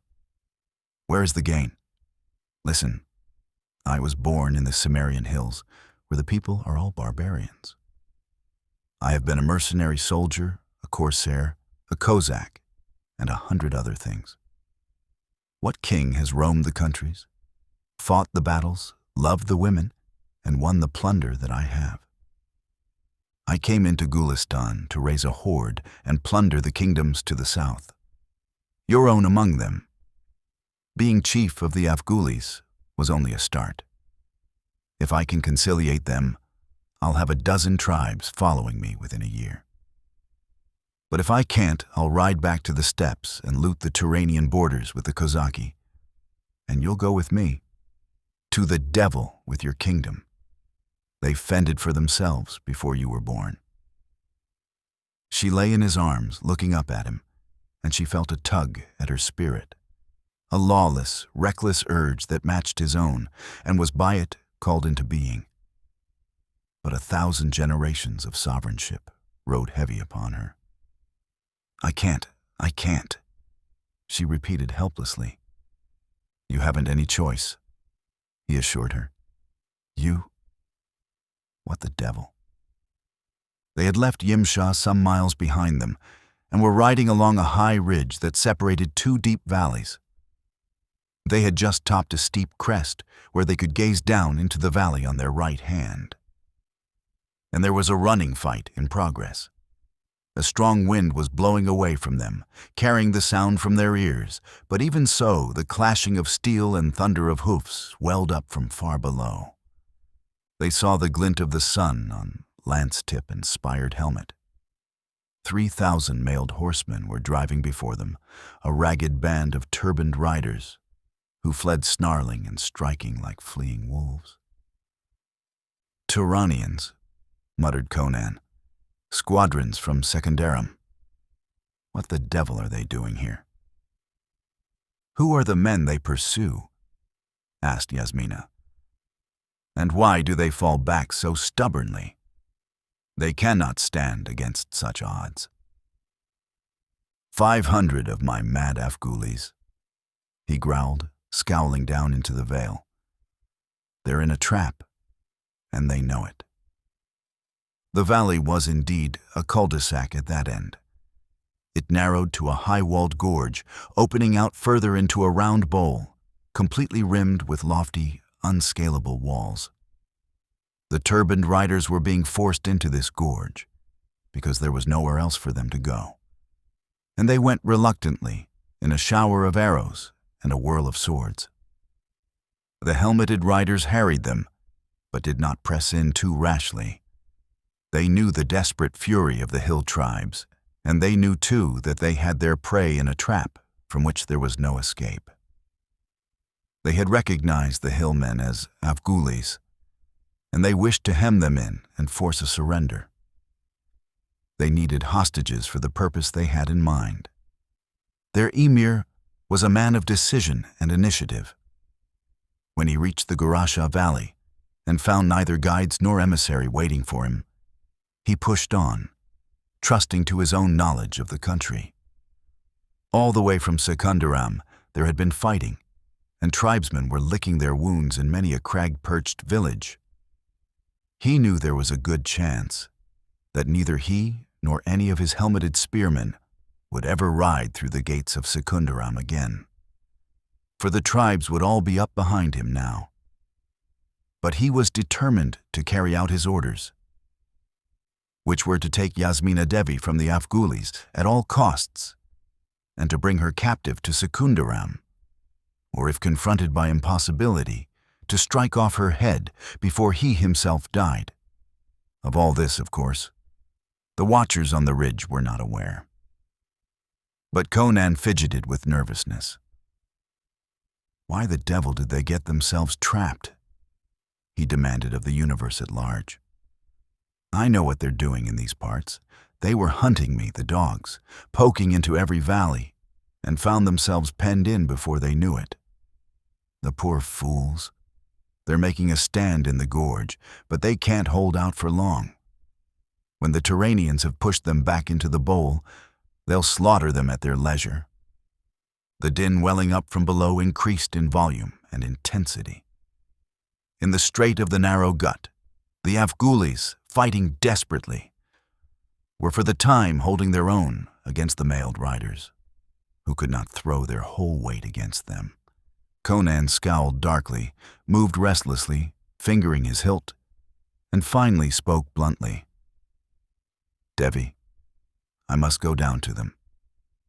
I'll find a place for you to hide until I come back to you. You spoke of your kingdom. Well, I don't pretend to look on those hairy devils as my children. But after all, such as they are, they're my henchmen. A chief should never desert his followers, even if they desert him first. They think they were right in kicking me out. Hell, I won't be cast off. I'm still chief of the Afghulis, and I'll prove it. I can climb down on foot into the gorge. But what of me? She queried. You carried me away forcibly from my people. Now will you leave me to die in the hills alone, while you go down and sacrifice yourself uselessly? His veins swelled with the conflict of his emotions. That's right, he muttered helplessly. Crom knows what I can do. She turned her head slightly, a curious expression dawning on her beautiful face. Then, "Listen!" she cried. "Listen!" A distant fanfare of trumpets was borne faintly to their ears. They stared into the deep valley on the left and caught a glint of steel on the farther side. A long line of lances and polished helmets moved along the vale, gleaming in the sunlight. "The riders of Vendya!" she cried exultingly. "There are thousands of them," muttered Conan.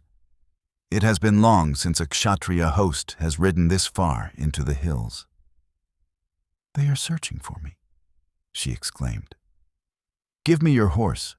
I will ride to my warriors. The ridge is not so precipitous on the left, and I can reach the valley floor. I will lead my horsemen into the valley at the upper end and fall upon the Turanians. We will crush them in the vice. Quick, Conan. Will you sacrifice your men to your own desire?" The burning hunger of the steppes and the wintry forests glared out of his eyes. But he shook his head and swung off the stallion, placing the reins in her hands. "You win," he grunted. "Ride like the devil." She wheeled away down the left-hand slope, and he ran swiftly along the ridge until he reached the long, ragged cleft that was the defile in which the fight raged. Down the rugged wall, he scrambled like an ape, clinging to projections and crevices, to fall at last, feet first, into the melee that raged in the mouth of the gorge. Blades were whickering and clanging about him, horses rearing and stamping, helmet plumes nodding among turbans that were stained crimson. As he hit, he yelled like a wolf, caught a gold-worked rein, and dodging the sweep of a scimitar, drove his long knife upward through the rider's vitals. In another instant, he was in the saddle, yelling ferocious orders to the Afghulis. They stared at him stupidly for an instant. Then, as they saw the havoc his steel was wreaking among their enemies, they fell to their work again, accepting him without comment. In that inferno of licking blades and spurting blood, there was no time to ask or answer questions. The riders in their spired helmets and gold-worked hauberks swarmed about the gorge mouth, thrusting and slashing. And the narrow defile was packed and jammed with horses and men, the warriors crushed breast to breast, stabbing with shortened blades, slashing murderously when there was an instant's room to swing a sword. When a man went down, he did not get up from beneath the stamping, swirling hooves. Weight and sheer strength counted heavily there. And the chief of the Afghulis did the work of 10. At such times, accustomed habits sway men strongly, and the warriors, who were used to seeing Conan in their vanguard, were heartened mightily, despite their distrust of him. But superior numbers counted too. The pressure of the men behind forced the horsemen of Turan deeper and deeper into the gorge, in the teeth of the flickering tulwars. Foot by foot, the Afghulis were shoved back, leaving the defile floor carpeted with dead on which the riders trampled. As he hacked and smote like a man possessed, Conan had time for some chilling doubts. Would Yasmina keep her word? She had but to join her warriors, turn southward, and leave him and his band to perish. But at last, after what seemed centuries of desperate battling, in the valley outside there rose another sound, above the clash of steel and yells of slaughter. And then, with a burst of trumpets that shook the walls, and rushing thunder of hoofs, 5,000 riders of Vendia smote the hosts of Secundarum. That stroke split the Turanian squadrons asunder, shattered, tore, and rent them, and scattered their fragments all over the valley. In an instant, the surge had ebbed back out of the gorge. There was a chaotic, confused swirl of fighting, horsemen wheeling and smiting singly and in clusters. And then the emir went down, with a kshatriya lance through his breast, and the riders in their spired helmets turned their horses down the valley, spurring like mad and seeking to slash a way through the swarms which had come upon them from the rear. As they scattered in flight, the conquerors scattered in pursuit, and all across the valley floor, and up on the slopes near the mouth and over the crests streamed the fugitives and the pursuers. The Afghulis, those left to ride, rushed out of the gorge and joined in the harrying of their foes, accepting the unexpected alliance as unquestioningly as they had accepted the return of their repudiated chief. The sun was sinking toward the distant crags when Conan, his garments hacked to tatters, and the mail under them reeking and clotted with blood, his knife dripping and crusted to the hilt, strode over the corpses to where Yasmina Deve sat her horse among her nobles on the crest of the ridge, near a lofty precipice. "You kept your word, Devi," he roared. "By Crom, though, I had some bad seconds down in that gorge. Look out!" Down from the sky swooped a vulture of tremendous size, with a thunder of wings that knocked men sprawling from their horses. The scimitar-like beak was slashing for the Devi's soft neck, but Conan was quicker. A short run, a tigerish leap, the savage thrust of a dripping knife, and the vulture voiced a horribly human cry, pitched sideways and went tumbling down the cliffs to the rocks and river 1,000 feet below. As it dropped, its black wings thrashing the air, it took on the semblance, not of a bird, but of a black-robed human body that fell, arms in wide black sleeves thrown abroad. Conan turned to Yasmina, his red knife still in his hand, his blue eyes smoldering, blood oozing from wounds on his thickly muscled arms and thighs. "You are the Devi again," he said, grinning fiercely at the gold-clasped gossamer robe she had donned over her hill-girl attire, and awed not at all by the imposing array of chivalry about him. "I have you to thank for the lives of some 350 of my rogues, who are at least convinced that I didn't betray them. You have put my hands on the reins of conquest again. I still owe you my ransom," she said, her dark eyes glowing as they swept over him. 10,000 pieces of gold I will pay you." He made a savage, impatient gesture, shook the blood from his knife, and thrust it back in its scabbard, wiping his hands on his mail. "I will collect your ransom in my own way, at my own time," he said. "I will collect it in your palace at Ayodhya, and I will come with 50,000 men to see that the scales are fair." She laughed, gathering her reins into her hands. "And I will meet you on the shores of the Jumdi with 100,000. His eyes shone with fierce appreciation and admiration, and stepping back, he lifted his hand with a gesture that was like the assumption of kingship, indicating that her road was clear before her. The end. Best Audiobooks for Free hopes that you have enjoyed this production of The People of the Black Circle by Robert E. Howard. Please like this video and subscribe to our channel on YouTube and Rumble, as your like and subscription are the support we need to create more great free content. Please look to our website at bestaudiobooksforfree.com for a complete list of our audiobooks.